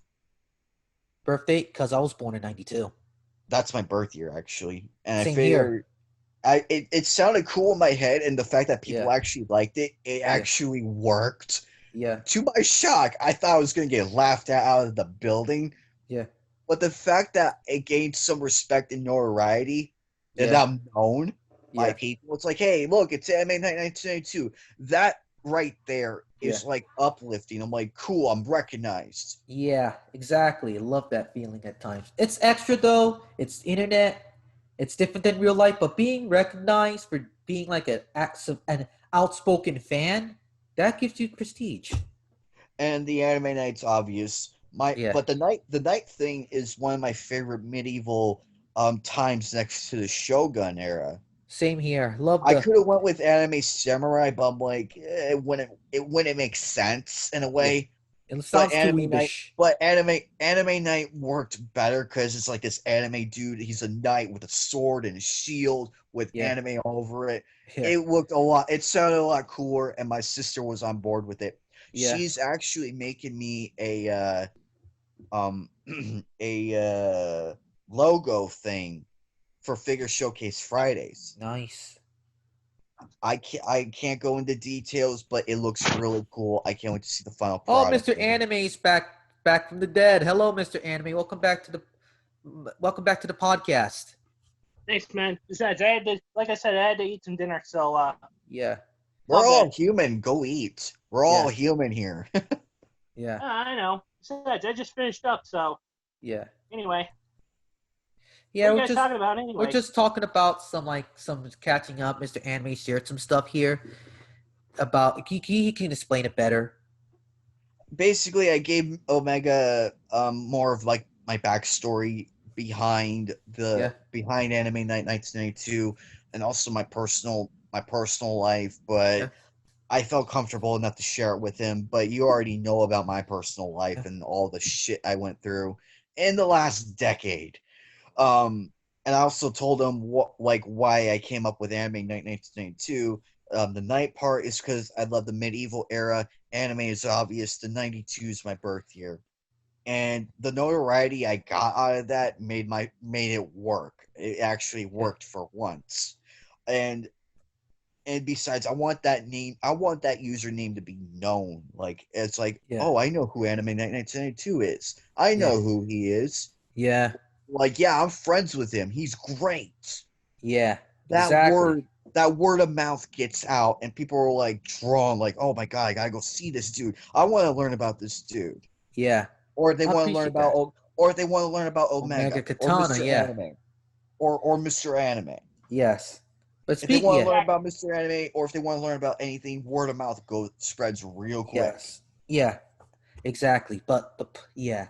What I'm about to say, because I got lost of thought here, because really about the whole anime community, I miss the times where people actually came up. They were shy on the internet. They don't look pretty at all. They look like Excuse my looks here.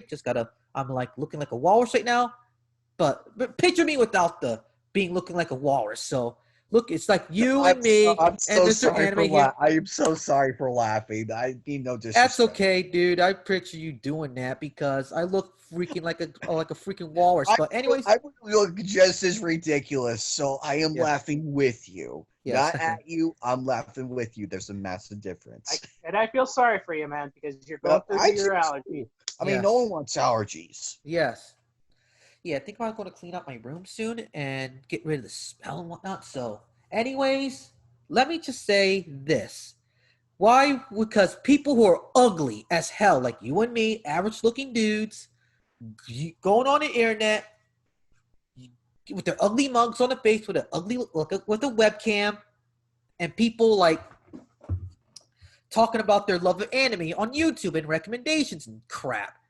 I remember the time of like you said, Mr. Anime before he snapped and killed his parents, like Psycho Style, the anime overviewer, Grappler JMO, Magnus X1.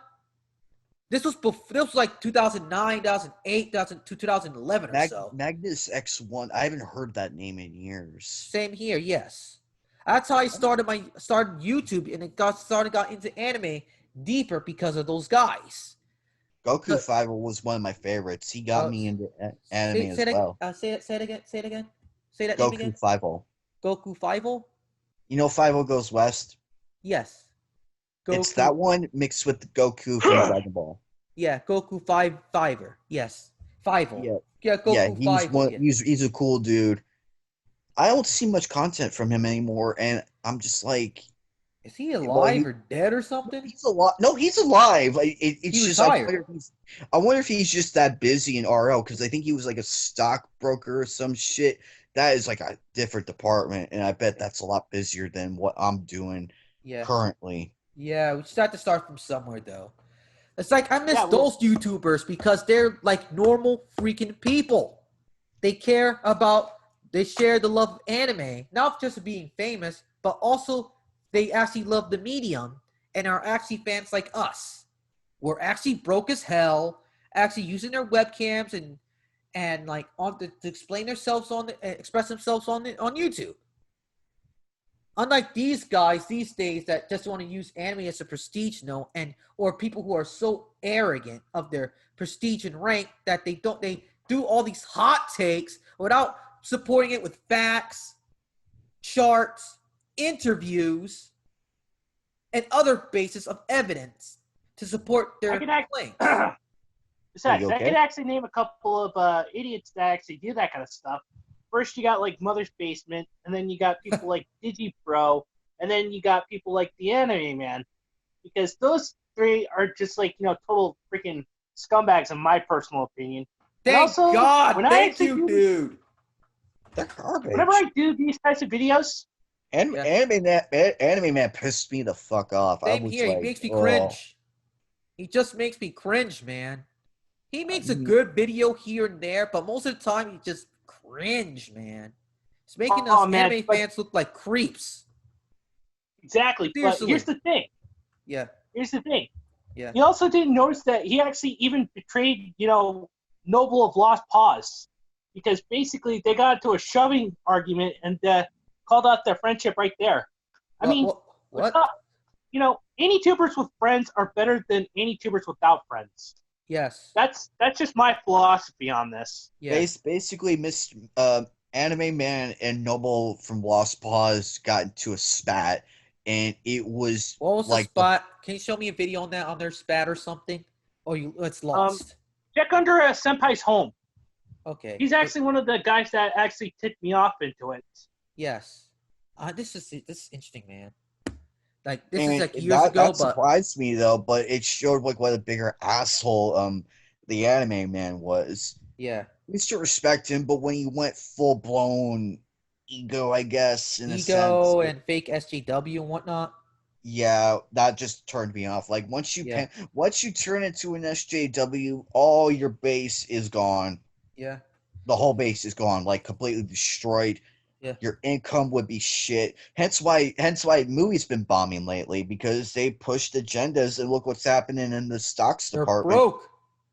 Exactly. And they're trying to save face and everything, but it's like, Yeah. yeah, here's a chart of the stocks right here. Yeah. Gone. Yeah. Look at The Last of Us 2 in recent memory. Their stocks Forgotten. plummeted by 80%. That is embarrassing. Yeah. If I Forgotten was a too. Well, stock look at like things if like I was a Ghost of Tsushima. stockholder, Yeah. if I was a stockholder Yeah. and I saw an 80% fall in the stock I have with Yeah. that company, I'd be furious. Yeah. You're like, what the hell? You sold me on a good story and everything, but the stocks just prove that your story is shit. Yeah. Why? Because you want to pander to the wrong crowd. I'll Yeah. take my stock and go with Ghost of Tsushima, which their sales increased by tenfold. Yeah. I'll take my stock there. I'll invest over there.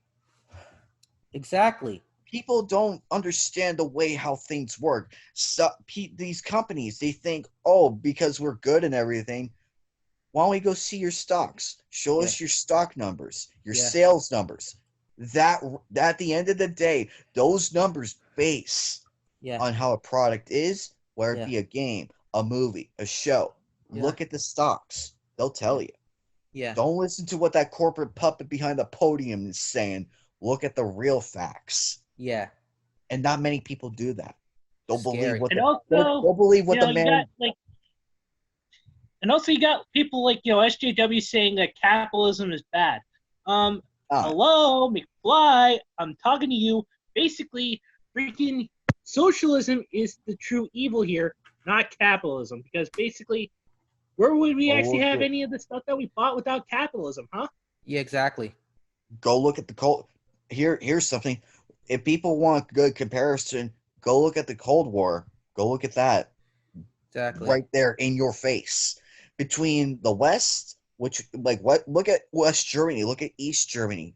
The Berlin Wall. Yeah. Look at that right there. Not many people know that. Not Yeah. many. That's not talked about more. Yeah. And people are complaining about capitalism. Go look at communism during the 60s, during the Cold War, and then 50s, get back to me.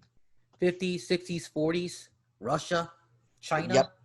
Oh my God, China's worse, way Yeah. worse. Anyways. Yeah. Look at China. Look at what they're doing. Oh Why do you? boy. I remember that Star Wars poster when the Force Awakens poster was coming out. Last Jedi or Rise of Skywalker. Yeah. They took out. They minimized Finn and Chewbacca. Chewbacca is a Muppet, or we'll just say he's a Wookiee. But Finn, on the other hand, that was freaking racist. Yeah, because they even in the Force Awakens poster, they edited out Finn in the China poster one. Wow. I was so angry with them. I was like, really, China? You're offended over by a black dude. You have issues. Yeah. Yeah, and But basically, look what freaking happened. China actually has like the longest freaking track record for humanitarian type like Crisis. issues. Yeah. And why and that's why everybody is like so up in arms, is because China is the main evil behind all this. Look what's happening. Look what, and also that one the post I retweeted, like China being a crybaby over the Call of Duty one. That proves it also. There's more evidence. Yeah. China thinks they have the final say when they don't. Nope. China tries to run everything. Yeah. And they're trying to run our lives. I say Yeah. no to that. I'm a free American here. I'm a free American living in America. I'm Yeah. happy here. Do I want to go to China? No. No. I'll go to No. Hong Kong and visit the Hong Kong protesters. I'll do Yeah. that. I'll go happily visit Hong Kong. Yeah. But that's as far as I'll go. I'm And going back. basically, also, I heard you guys talking about Akihabara. Man, I would love to go there too, because basically that would be like a little slice of heaven right there. Just freaking roaming around Akiba and just oh.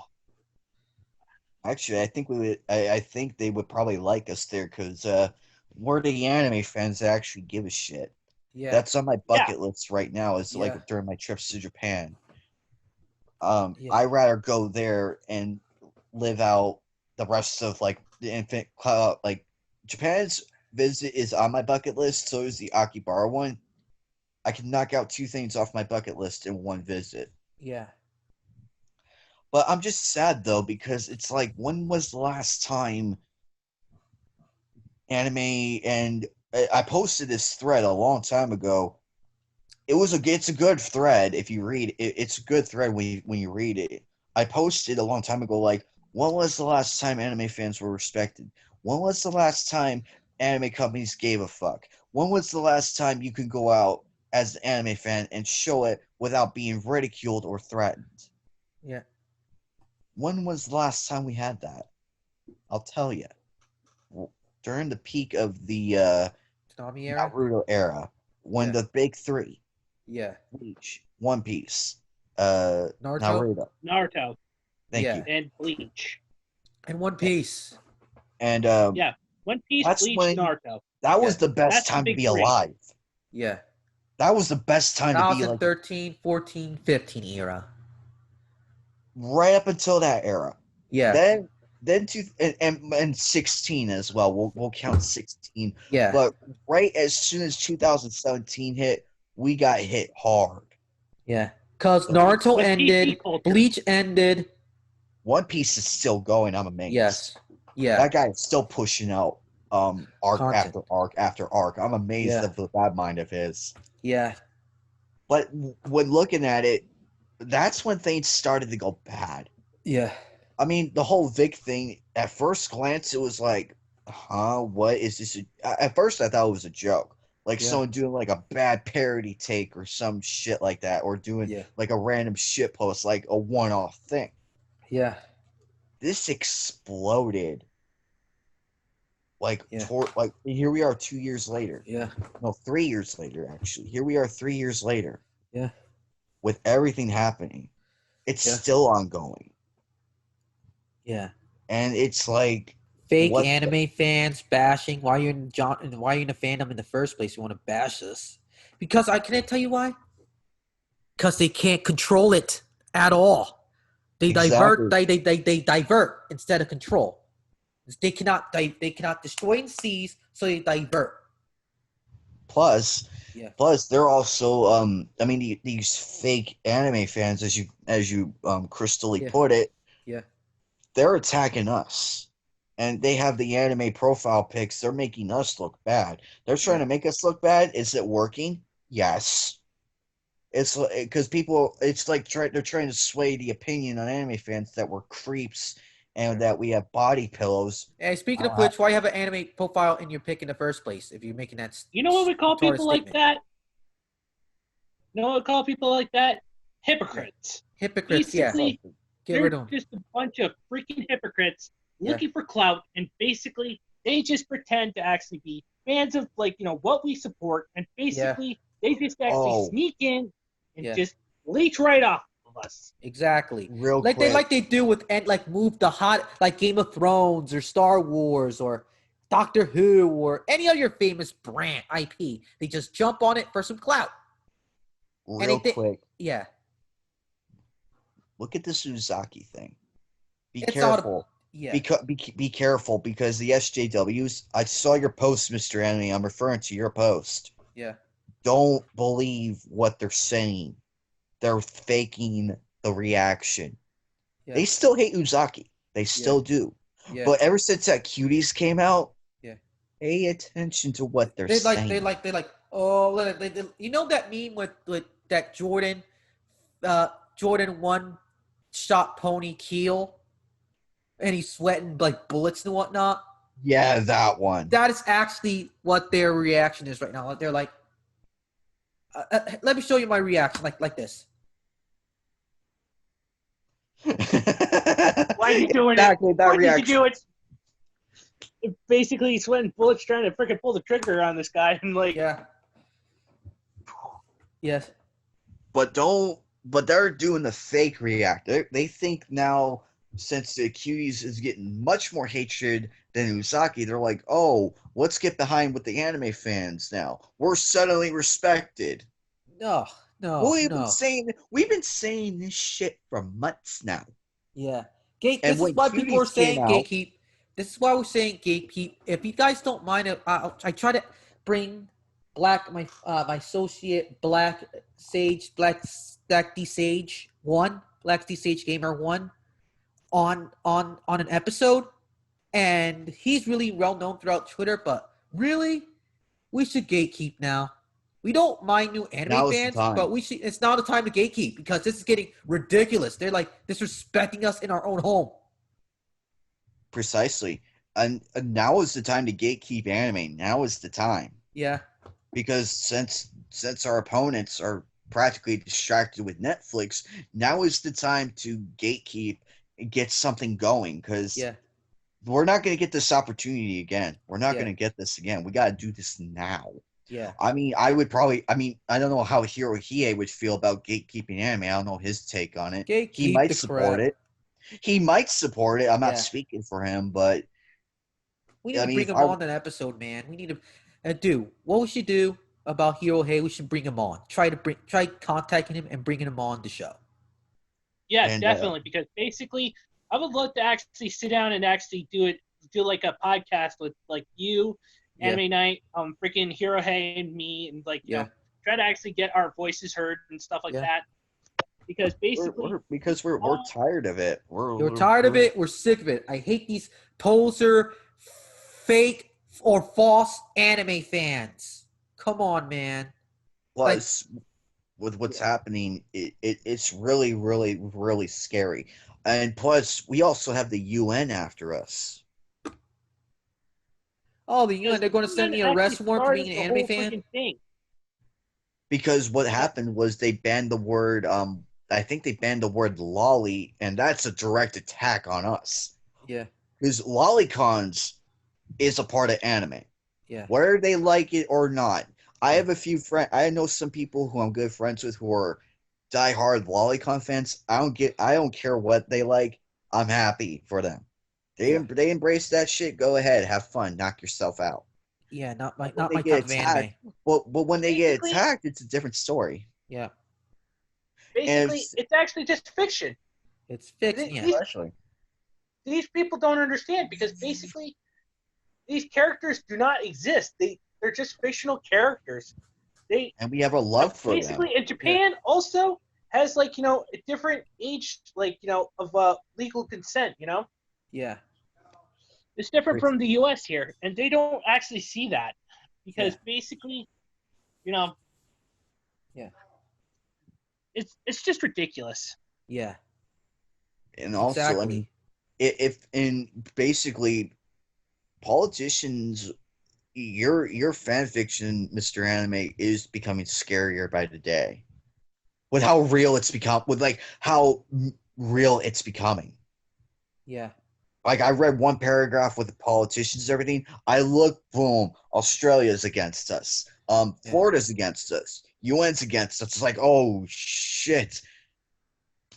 But they're not going after the real pedophiles, huh? They're using this as what I'm learning is they're using this as a diversion to the whole pedophilia thing. Look, people are coming out. I heard on Twitter, like coming out as maps or are open pedophilics, like open criminals. And look at what the LGBTQ community is doing. They're trying to normalize it. I have respect for them, but now since they're doing that, it's like gone. Yeah. Actually, I spoke with a few people. I spoke with a few people who were once part of the community. They too are upset with how bad it's gotten. They're upset about it. They've been hijacked. And plus, the two lesbian couples that I've known that were married, they too are upset. Yeah. They're like, they're making us look bad. And I'm like, I don't blame you for being upset. Yeah. I'd be upset too. And now they're trying to normalize pedophilia like it's nothing. I go back to Cuties because that's blatant right there. They're throwing it out there. They're not hiding it anymore. It's in our faces. They changed the synopsis with the backlash. Yeah. and they issued that fake ass apology. I looked at that post with the questions, like that one, like an anonymous person was questioning them. Yeah. When they asked, "Do you support pedophilia or some shit like that?" It was something to do with pedophilia. Yeah. Look at their response. It was so disturbing. Yeah. Like They you say. couldn't comment on that. It's like a simple yes or no would suffice. Yeah. I'd be happy with a no answer. I Yeah. would be happy. But they go into that detailed answer, and that's not helping their case at all. Yeah. But it's so sad, though. It's like this shit's been going on for years. It's got to come out. Not Yeah. many people are going to like it, but it's real, people. Real Exactly. pedos exist. What they're calling us is nothing. Nothing. Yeah, we may like Uzaki or Cardcaptor Sakura or shit like that, but they're fictional characters. At Yeah. the end of the day, we're fans of anime because it's our escape. Yeah. We want to get away from the real shit that's going on in the real world. We want to get away from that. Distract us for an hour, a day, or even a few minutes. Get our minds off it. And that's why I love being an anime fan, because it's something that keeps us alive.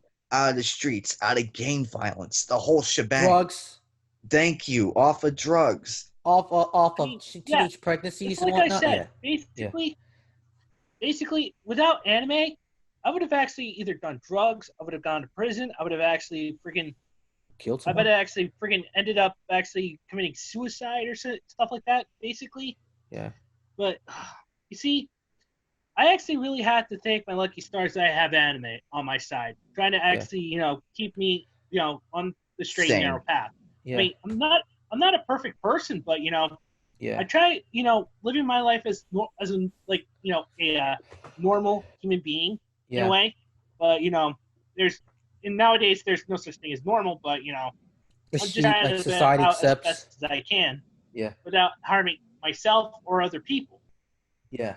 Plus, my sister, when she saw that what anime has done to my life, because I wore an anime shirt one day and we were in a mall, and the amount of people that were complimenting my shirt, they're like, "Hey, I love your shirt. Who's your favorite character? Oh, I love that series." The Yeah. whole the whole story. Yeah. She looked at me and she's like, "I'm very happy you picked something that is keeping you alive. Yeah. You have Yeah. I and Well, that this made hat. me love it." Yeah. That statement from my sister was the best fucking thing I heard from her. Yeah. And it was sweet because she was honest about it. Because she didn't know what anime was until I came back into her life, Yeah. like completely different. Yeah. And I showed her what anime was all about and everything. And the Yeah. fans actually helped me back that up. Yeah. Thank you to those people at the mall for the compliments. So Yeah. thank you. That actually made me feel better. Um, but she's shown her full support. I told Omega this, but when wore my Ahego shirt, Huh. she gave me a thumbs up, told me she loved it, and she's Yeah. like, "I know what hentai is. I'm happy you're actually come out of the closet about it." I'm Yeah. like, that's one way to do it. Yeah. I have yet to wear that shirt in public. Oh I have God. yet to wear that shirt in public. I know now. I know I'm probably going to get attacked. I know for a fact, Yeah. but I'm I, okay with I that. actually wore my Ahegao hoodie once out in public. Yeah. Basically, I actually was picking up my grandmother's car over at a auto body shop, and Yeah. basically, this one woman comes out, and she actually notices my Ahegao hoodie, and then she's like, "My daughter was actually looking for one of." She asked me for one of those, and I told her no. But I was Yeah. like, pretty interesting. I mean, Yeah. I actually really respect that she said no about it, but Yeah. I basically, Yeah. Not for there's gonna minors. be that too. There's gonna be that. I mean, I rather have more. Yeah. I rather have more positive feedback like that Yes. than getting attacked by feminazis. Yeah. I know that's going to happen. I'm Yeah. aware of it. Feminazis, they live like they're really snobs at the end of the day. They live in gentrified But the, neighborhoods. the, the thing is, though, and when my sister asked me, "Am I going to wear in public?" I said yes. She's like, "You are aware you are going to get attacked, right?" Yeah. I told her I welcome any fucking attack against me. Yeah. Any fucking attack I welcome it Yeah. because you know what? I'll defend myself. Yeah. And she's like, "You're really, really serious about this?" I'm like, "Yes, I'm Yeah. seriously gonna defend anime even if I get killed over it. Yeah. I'm okay with that. I am absolutely okay dying as an anime fan. I will fight and die for it any day. Yeah. Because, I mean, without anime, who knows where I would be? I would not be Okay. the person today. Yeah. But, Yeah. Can I say? Yeah, Can I explain one story to you guys? uh-huh. I don't want to sure. explain What's this up? about this much about the whole like you guys how anime helped you. There's one thing that what gave me friendships was video games, and for the longest time I had autism and I couldn't speak to any, barely spoke to anyone besides video games for the longest time. Till slowly after high school, during high school or so, I started to develop social skills. And then after high school, I hung out. I made friends during high school. Some of the friends I made in high school, I hung out after when I graduated, and some of them I'm super friends with today. And I can't speak correctly, but due to like we bonded over a video game called a guy named James. We bonded over playing Mega Man Battle Network 4. I was a big Mega Man fan then, and I said, "Oh, we didn't get that from. Can I try this out and whatnot?" And then, bam, we became friends for like through that. And then over time, before we playing Battle Network a lot to the point we started visiting each other's houses, and then we hung after high school. We hung out outside on our free time. We talk on the phone constantly. He's really busy now. I made friends like through video games on the internet, and I made friends with you guys here with our interests. Because sometimes with interests, it's very powerful to bring in friends and whatnot. Exactly. Because, It's an escape. Can I and continue one all, and, bit? oh, yeah, I know go you ahead. Yeah, want to sure. talk and whatnot, but I'm so it's like sorry. it's an escape at the end of the day. It's a hobby. It's a safe hobby that doesn't bring you any drugs or crime or get you beat up or killed or get thrown in jail. And I'm happy for it. Sorry for interrupting you, Omega. That's okay. That's okay. I know that was my bad. I wanted to say something. I know you can continue now, my friend. Speak But freely. yes, because I mean, because of anime and gaming, like you said, I Yeah, met so many different people I never even knew I was going to meet. Heck, exactly. even Steve Blum. I never knew I was going to meet anime voice actors of my favorite characters. I never Yeah, knew that. If you told me all this shit 10 years ago, I would probably laugh. yeah. What? Say that again. Like, get out of my face, man. That Exactly. lies. Precisely. But Yeah, now, but ever since then, I met so many cool people, yeah, both the good and the bad. yeah. I met you guys. I Thank got my you. sister. I got my cousin into anime, and I got my sister into anime. Yeah, Actually, my cousin, I spoke with him about last week. yeah. He started Hunter X Hunter. He's a Hunter, huge one. Hunter. Yeah. He's Oh, even though I he have to do started something right now. I have to go back. I have to do something real quick, and you can continue talking with Mr. Anime right now, and I'll be so right basic back. yeah, go ahead. So It's basically, Hunter, Hunter, by the way. oh, Hunter, thank you. I was like, I'm very proud of you, cousin. You're actually branching out from your, because he has One Piece as his base, like his base. Like you got to start from somewhere. So he watched One Piece, and I helped him out. Like I gave him like some figurines and everything. When he told me he was watching Hunter, that put a fucking smile on my face. He did that on his own. I didn't even need to recommend it, and that's the cool impact that anime and gaming does have. Not what the fake ass media is saying. How many times has that theory video games creates violence? How many times has that been debunked now? Too many to count. Let's just put it that way. But Yeah, with too the many actual to count. proof, That's been it's zero. debunked way more times than the prices on the red light district. And I know that Yeah, was a bad joke right there, but still. point yeah, is, point is, the fake ass media doesn't know what they're talking about. We're laughing at them. We're showing it by our money. I mean, look at the plus anime actually saved a friend's life. I showed him what anime was all about and everything, and he's like, he met some cool people, and got new friends, and he's living life right now. He's still alive to this day. Wow.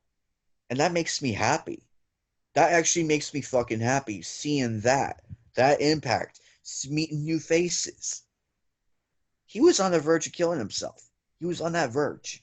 I stepped in. I'm like, hey, come watch anime with me. I want you to come over. Come over, watch it with us.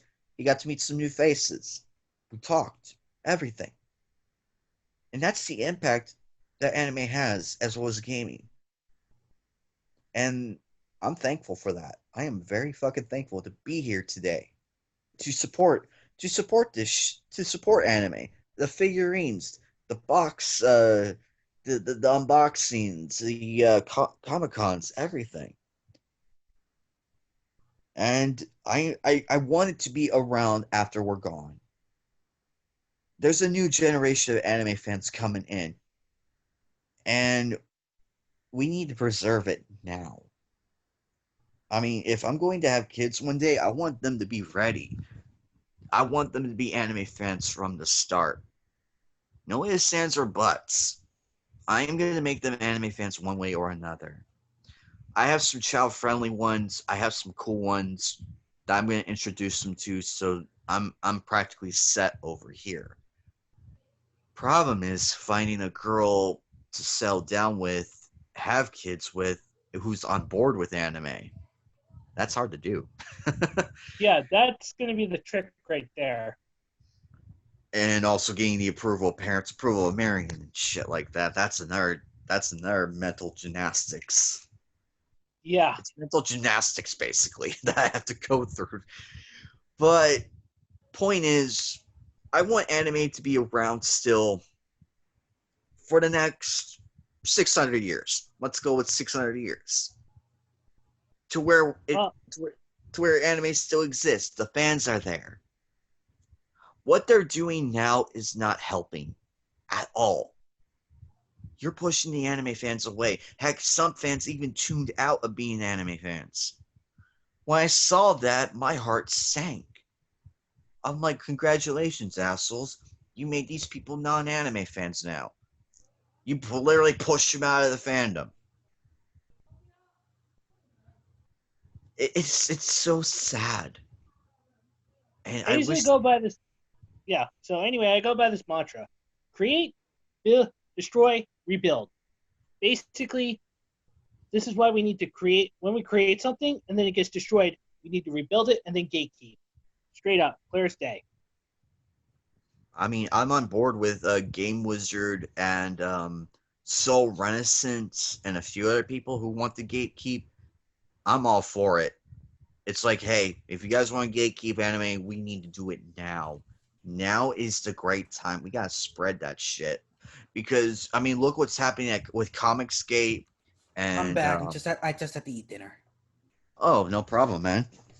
We have to, like Mr. Anime okay. say, we have to eat. We have to eat. We're freaking humans. We need to eat. So, what you guys talking about anyway? Because I was gone. So, I was just telling Mr. Anime how anime has changed lives and everything, and why we're even still here today, sitting here today, and that we need to gatekeep anime now. Yeah, and I told him that I agreed with Soul Renaissance, Game Wizard 02.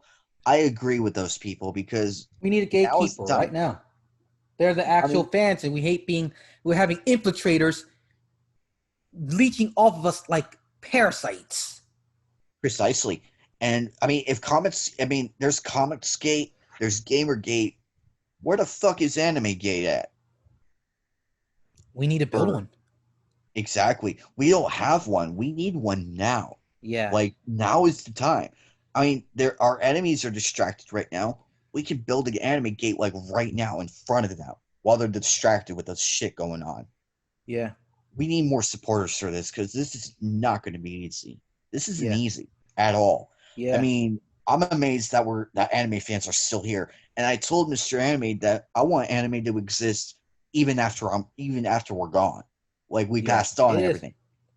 It is. It's an art form. It's like you can't get rid of it. It's an art form.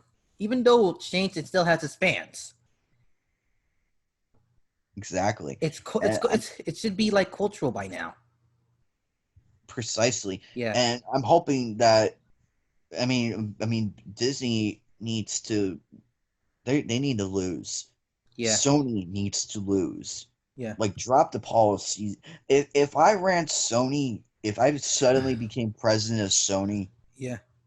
I would end that policy, call Japan, Yeah. apologize, Yeah. give them like a good apology, Yeah. be like, hey, do you have new games coming out? Or do you have any more JPR games coming out? Bring that stuff over here. Let's talk. Yeah. We want to build relations. Yeah.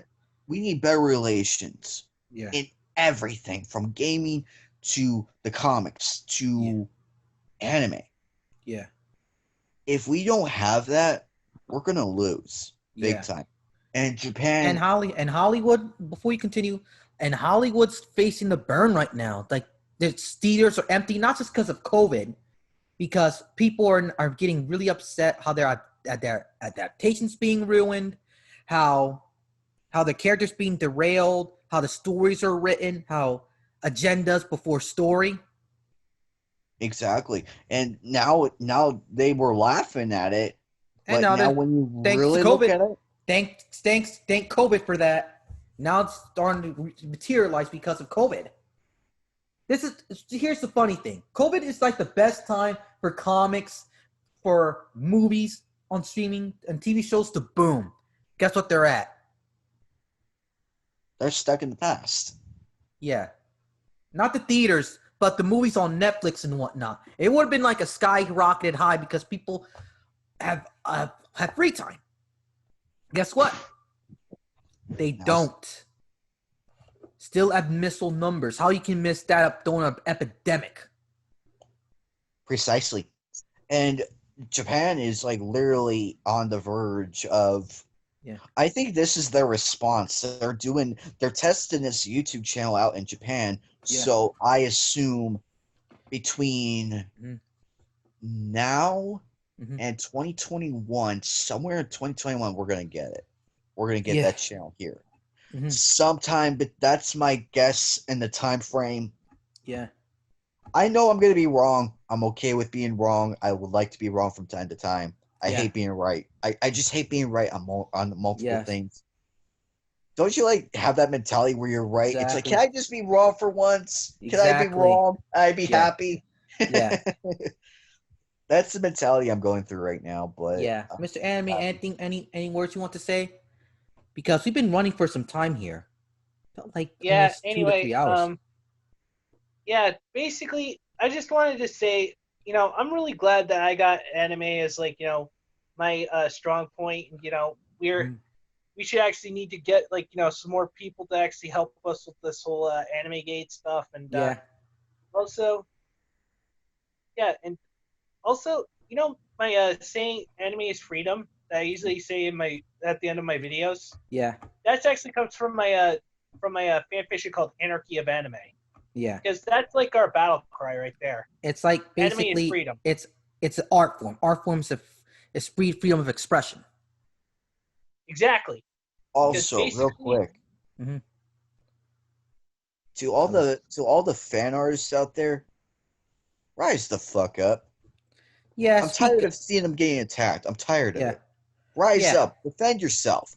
You have the right to. If you want to do a fan drawing of your favorite character, go for it. Have fun. Yeah. Don't listen to criticism. I mean, most people are not going to like it. That's okay. But don't sit there and like write a 5-page essay on how over-sexualized it is. That shit's not welcomed here. No, we don't believe in over-sexualization. We don't believe in that. It's fiction, dude. We're having fun. Yeah. Yeah. And we're not harming anybody because we're actually doing it because, A, it's actually fiction. B, it doesn't require real people to do it. And C, we're just having fun. Yeah. Precisely. It's now, Mr. Anime, before I continue with these other. Okay, Mr. Anime, you can continue. Let me just write this down here. You were about to finish something. I'm sorry for interrupting you. Also, with this whole with hobbies and anime, it's like it's a hobby at the end of the day. It's not something serious. Like it's like you know that meme, no fun allowed. That's them. You can't have fun. It's not with anime. It's also with comics, movies, TV shows, and even books. Yes, even books as well. You can't have freaking fun anymore. Yeah, You gotta because follow their everybody here in the West. Well, everybody so here in the soft. West actually. And prefers cloud. Continue. Sorry about that. Continue. Anyway, like I was saying, basically everybody has to push, agendas first. Like, their mass shootings, the freaking, need to actually bring in the LGBT community, all this freaking, representation and stuff like that. Just force it down our throats. It's just completely pointless as hell. Yeah. Exactly. It's forced. It's like not natural. And they come out as archetypes instead of an actual breathing character to us to understand and love. Feel me? Yeah, I feel ya. Yeah, because basically how this agenda thing is like they bring in archetypes, like stereotypes and archetypes of these type of individuals and groups just because to fulfill a quota. Dude, a black or Latino person or even a Muppet or a gay person or a Muslim is not a prop, okay? They're living, breathing beings. Besides the Muppet part, except the Muppet. I'm just adding that for a joke. But that's one example. But really, like I said here before, like this one person said, so F the creators that use diversity as a selling point instead of promoting the story. Look at Family Guy. Look at Boondocks. Look at Cannon Busters. Oh, look at that's from Netflix recently. Look at anything by Noir Caesar. That's their independent comic group. I'll give you a link to them. Go ahead. I don't think they don't use diversity as a selling point because the people are made of people of color. I hate that term. Let's say African Americans instead. So precisely, just come out with it. Just say it already. Black. Don't be PC. Come out with it. Just say it what it is. Yeah. I hate the person of color too. That pissed me off. It's like, just fucking call them for what they are.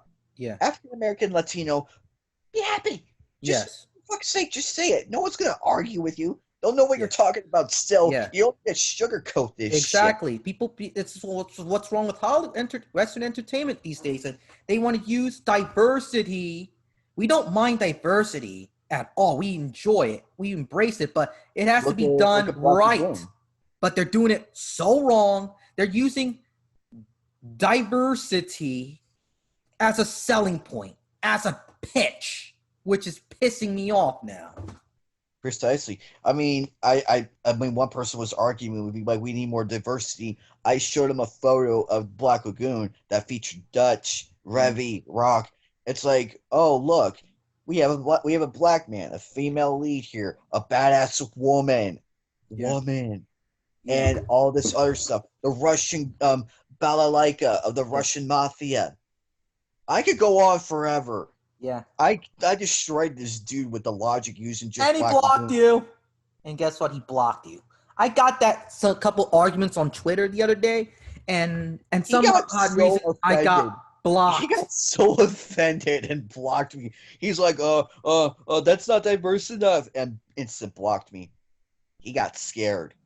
Yeah. That's what we need to do. We need people like Boondocks, man. Old school Boondocks too. You know that show, the Boondocks? I love the Boondocks. I mean, exactly. They need to tackle. They need to bring this. It's a perfect time to bring it back now.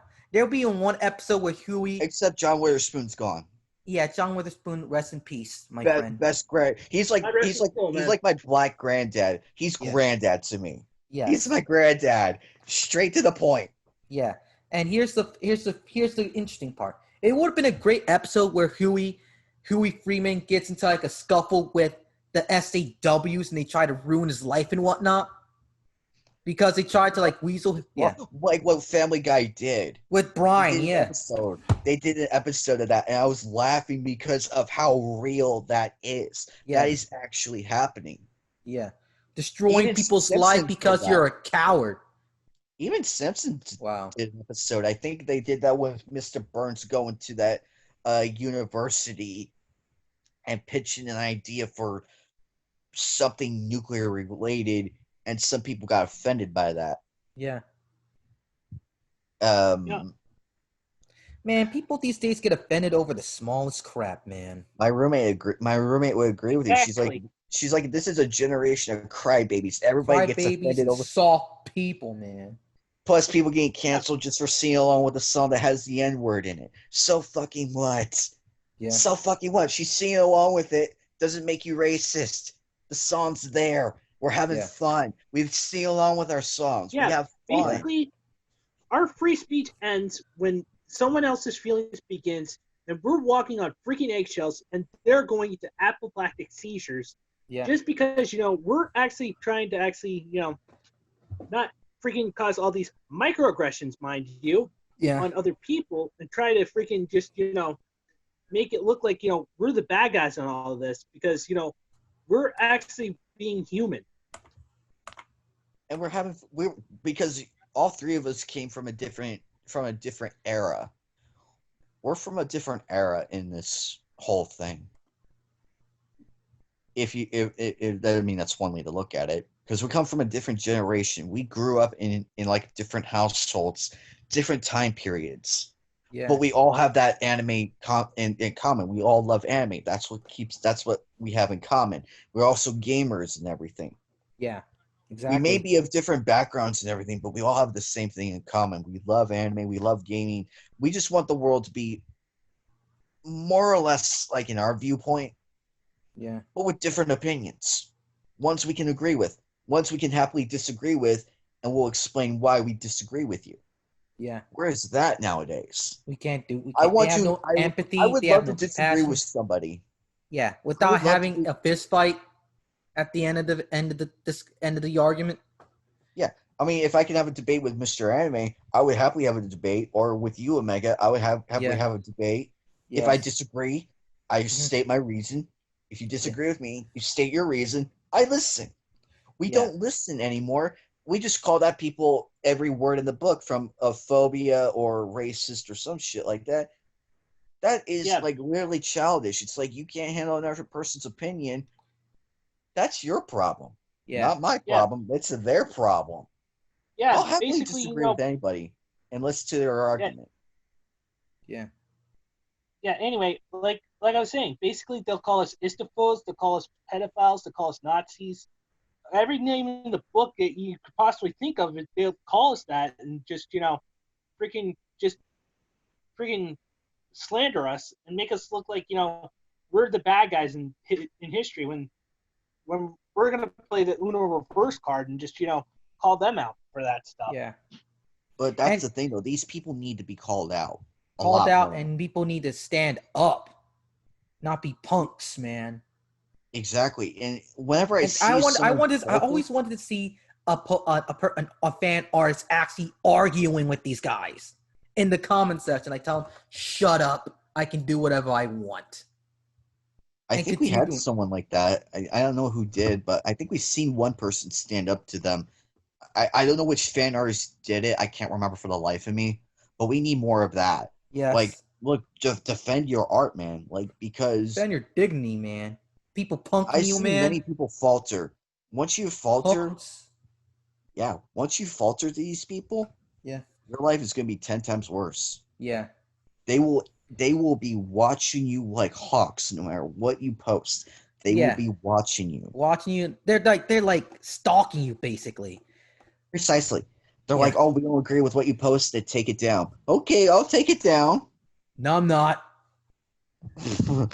No, once these SJWs get a hold of you, it's game over. Yeah. No one's gonna come help you. Yeah. And it's sad, honestly. It is so sad when you pander to that crowd. Yeah. It's like, congratulations. Watch your paycheck go down. Yeah. Watch your sales go down. Katana is right. Yeah. Yeah, like I was saying, Omega Katana is right. We all need to stand up for ourselves and just, stand for what we believe in. Yeah. Plus, the cosplayers, they need to stand up too. Stand up too. Everyone needs to stand up. Content creators, authors, artists, even for fans like us, we need to stand up because this is like cyberbullying right here. They're That was all attacking the us rage about it. emotionally and mentally. You know how most of us are like have mental and emotional problems? They're taking advantage of that. They're attacking us through words, and it's hurting Like that one them. like that one person. Oh, there was a story. Some guy was pushed to kill himself.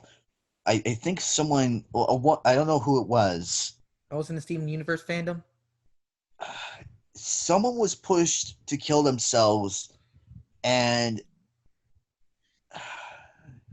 it's a bizarre story. Yeah. But the dude got cyberbullied so badly. I don't know who else was involved, but it's such an interesting and sad story, honestly. Yeah. Because cyberbullying does exist. Exists. It does. We're seeing it. I mean, in 08, Yeah. it wasn't that well known in 08, from 07 up until 2010. Yeah. It was there, but it wasn't as Blatant. Thank you. Because people who do that are punks in real life. Because you're Heck, not even going to do that swatting got in real that. life, man. You're going to suspect people punching you back or actually getting into an argument. Actually, another thing that's not being talked about much is swatting in the gaming community. That is the Oh my worst thing you God. could do. They swat your butt because they lost in a Call of Duty match. Actually, one dude Or, got killed because of that. Yeah.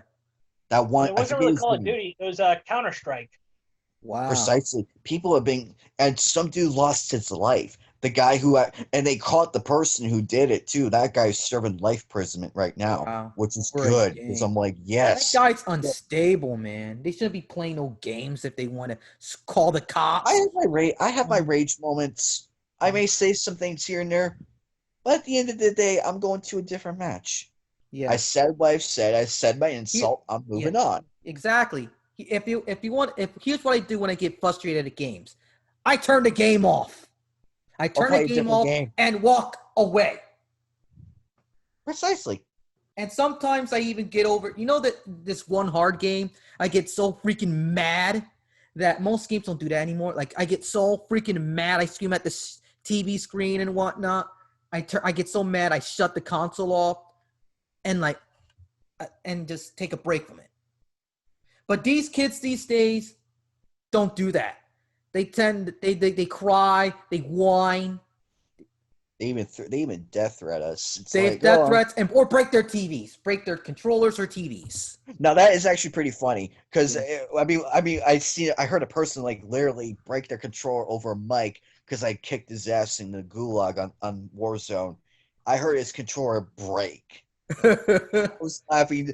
Now stuff like that I can laugh at because it's actually quite hilarious. Yeah. I'm okay with that. Yeah. I'm okay laughing at that because it's not being directed at me. They're not threatening me. It's humorous. Yeah. But when you threaten me, it's like that's a different ball game. Yeah. That one dude who threatened to like come find us and everything. Yeah. I told him, step up. Yeah. I'll happily give you my address. Come on over. Meet my fist. Yeah. Because anybody who threatens me, Omega, or Misteranime, yeah, they're playing with fire. We're allowed to defend ourselves. And then when they cry, oh, they shot me in the leg, we have a right to defend ourselves. You step on our property with the intent to hurt us, we will open fire on you. No warnings. We gave one warning, that's it. Yeah. Once you break that warning, fair game. We'll please self-defense. Their families may not like it, but we have a right to defend ourselves, as we should. Yeah. We need to do that more. We need to defend ourselves because this is getting out of hand, big time. Out of hand. With the cancel riots, culture, riots. This is getting scary, people. This is people are. I mean, ignorance is so. It's easy to be ignorant nowadays, and it's sad. Yeah, stuck in the matrix to the point you're breaking buildings and causing harm. Yeah, and people are like, "Oh, that's not happening." It must be nice to be so ignorant to everything. It must be comes really to your neighborhood. nice. Till it comes to your neighborhood. Exactly. Talk all that crap. It comes to your neighborhood. That's it. You're done. It's Yeah. like, oh my God, why is this happening? Yeah. Oh, congratulations, you learned it. Yeah. Okay, before we go, what are your final thoughts on the off the podcast before we head out? Because it's getting kind of late. It's 8:31 where I live right Oh now. Jesus.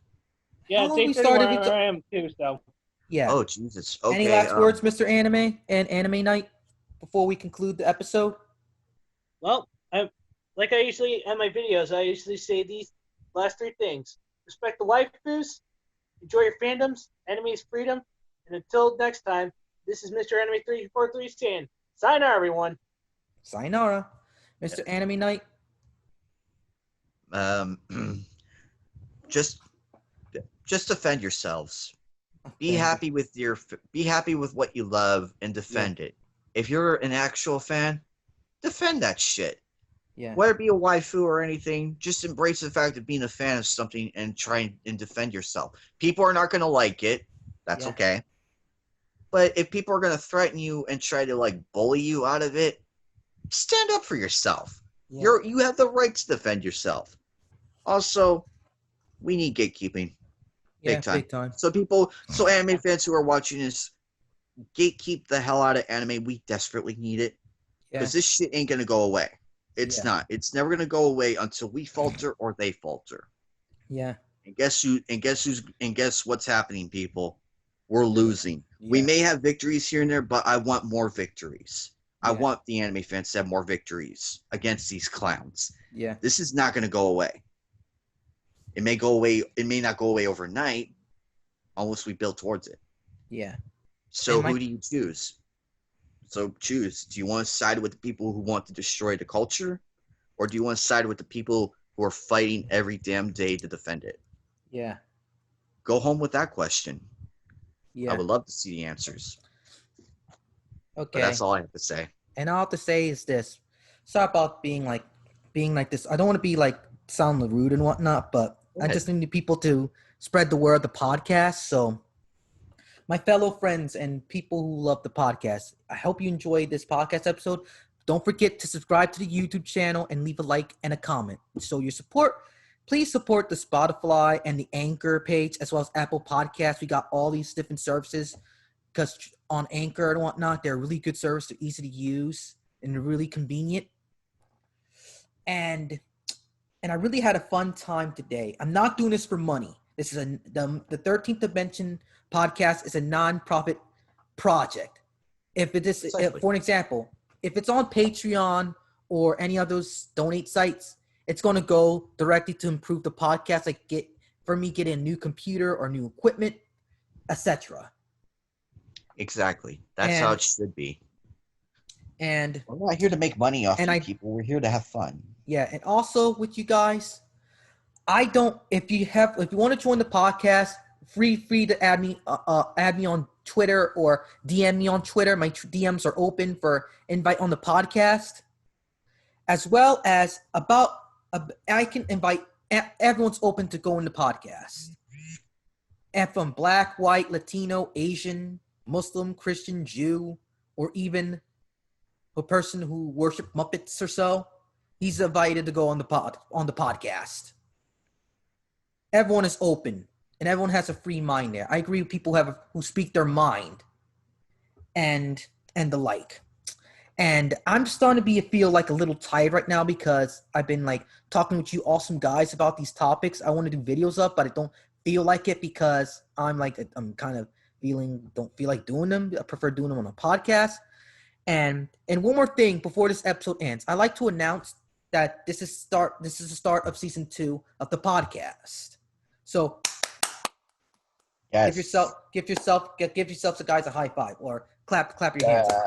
Yeah. I appreciate we need to do more.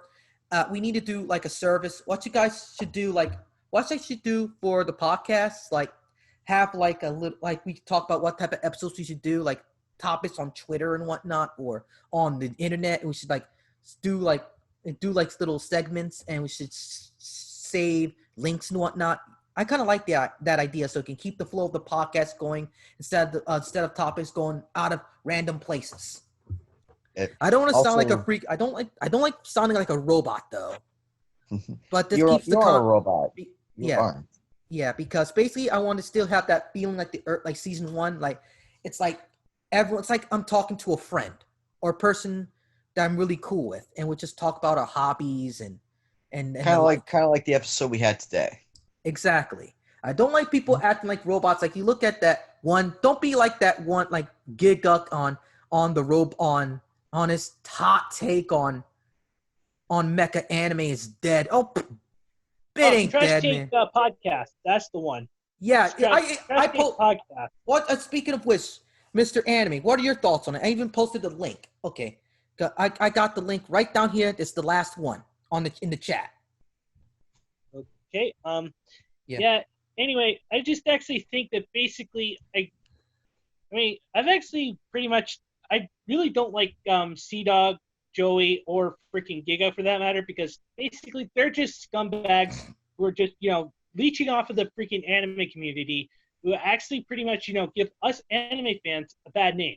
Basically, I prefer just, defending my fandom, Yeah. the one that I grew up with, and try to actually, help bring better understanding to the anime community. Yeah. Also, Mm-hmm. cheap plug real quick. Yeah. I will be doing a new episode this Friday. The figure I just ordered, I'm waiting on it to be shipped, but once it's shipped in here, I will do that episode. Yeah. I don't know what I'm doing for this Friday's episode, but it's gonna be a surprise. Also, I have new anime merch coming in, so expect a kind of a mini anime haul. But I'm waiting until everything's together to where I can properly do it. So that's my cheap plug. Also, stop on by. If you guys haven't subscribed yet, what's stopping you? That's my question. That's another question for you guys. What is stopping you all from subscribing to these awesome people right here? What's stopping you? Please give us a reason. Tell us on Twitter, DM us. Just give us a solid reason, and we'll go from there. If you want our channels to improve, we're more than happy to do that. Just tell us what we need. Just tell us like what we want to add. Like what do you want to see us cover? Yeah. Like what Mega's been saying. Like what content do you the audience want us to do? Name Exactly. it. Like if there's an anime you want us to review, we'll do it. If there's a manga series, we'll do it. Heck, if there's a hentai, we'll do it. I mean, just name the subject, we'll happily do it. We're open people. We're not going to sit here and laugh at you, be like, haha, that's a stupid idea. We don't do that. We're welcome. We're open to any ideas. Heck, even new ones. Give us something to work with, and we'll happily do it to make you all happy. Yeah. Yeah, because we care about the fans. We want to care about the fans. I have 3 things of my channel that I want to do that actually requires the fans for is one, I want to help heal the anime community through positivity. Bring positivity to the anime community. And then basically 2, start a fan base. Start off with 100 subscribers and then work from there. I'm still pushing for that. And lastly, I just want to have fun with the videos that I make. Yeah. And here's what I got an announcement to make. There's a new episode on the podcast that's coming out, and just stay tuned for that. Everything's all NDA. That's all I'm going to say for now. There's a new episode on the podcast. Look forward for that. Guys going to love it. That is all I'm going to say for now. And any last words before you guys already said your last words? My last words is this is your boy, the Omega Katana Protector General and the host of the Omega 13th Dimension. And that's all to say for now. Sayonara and peace. Oh, Sayonara. Okay. Bye, guys.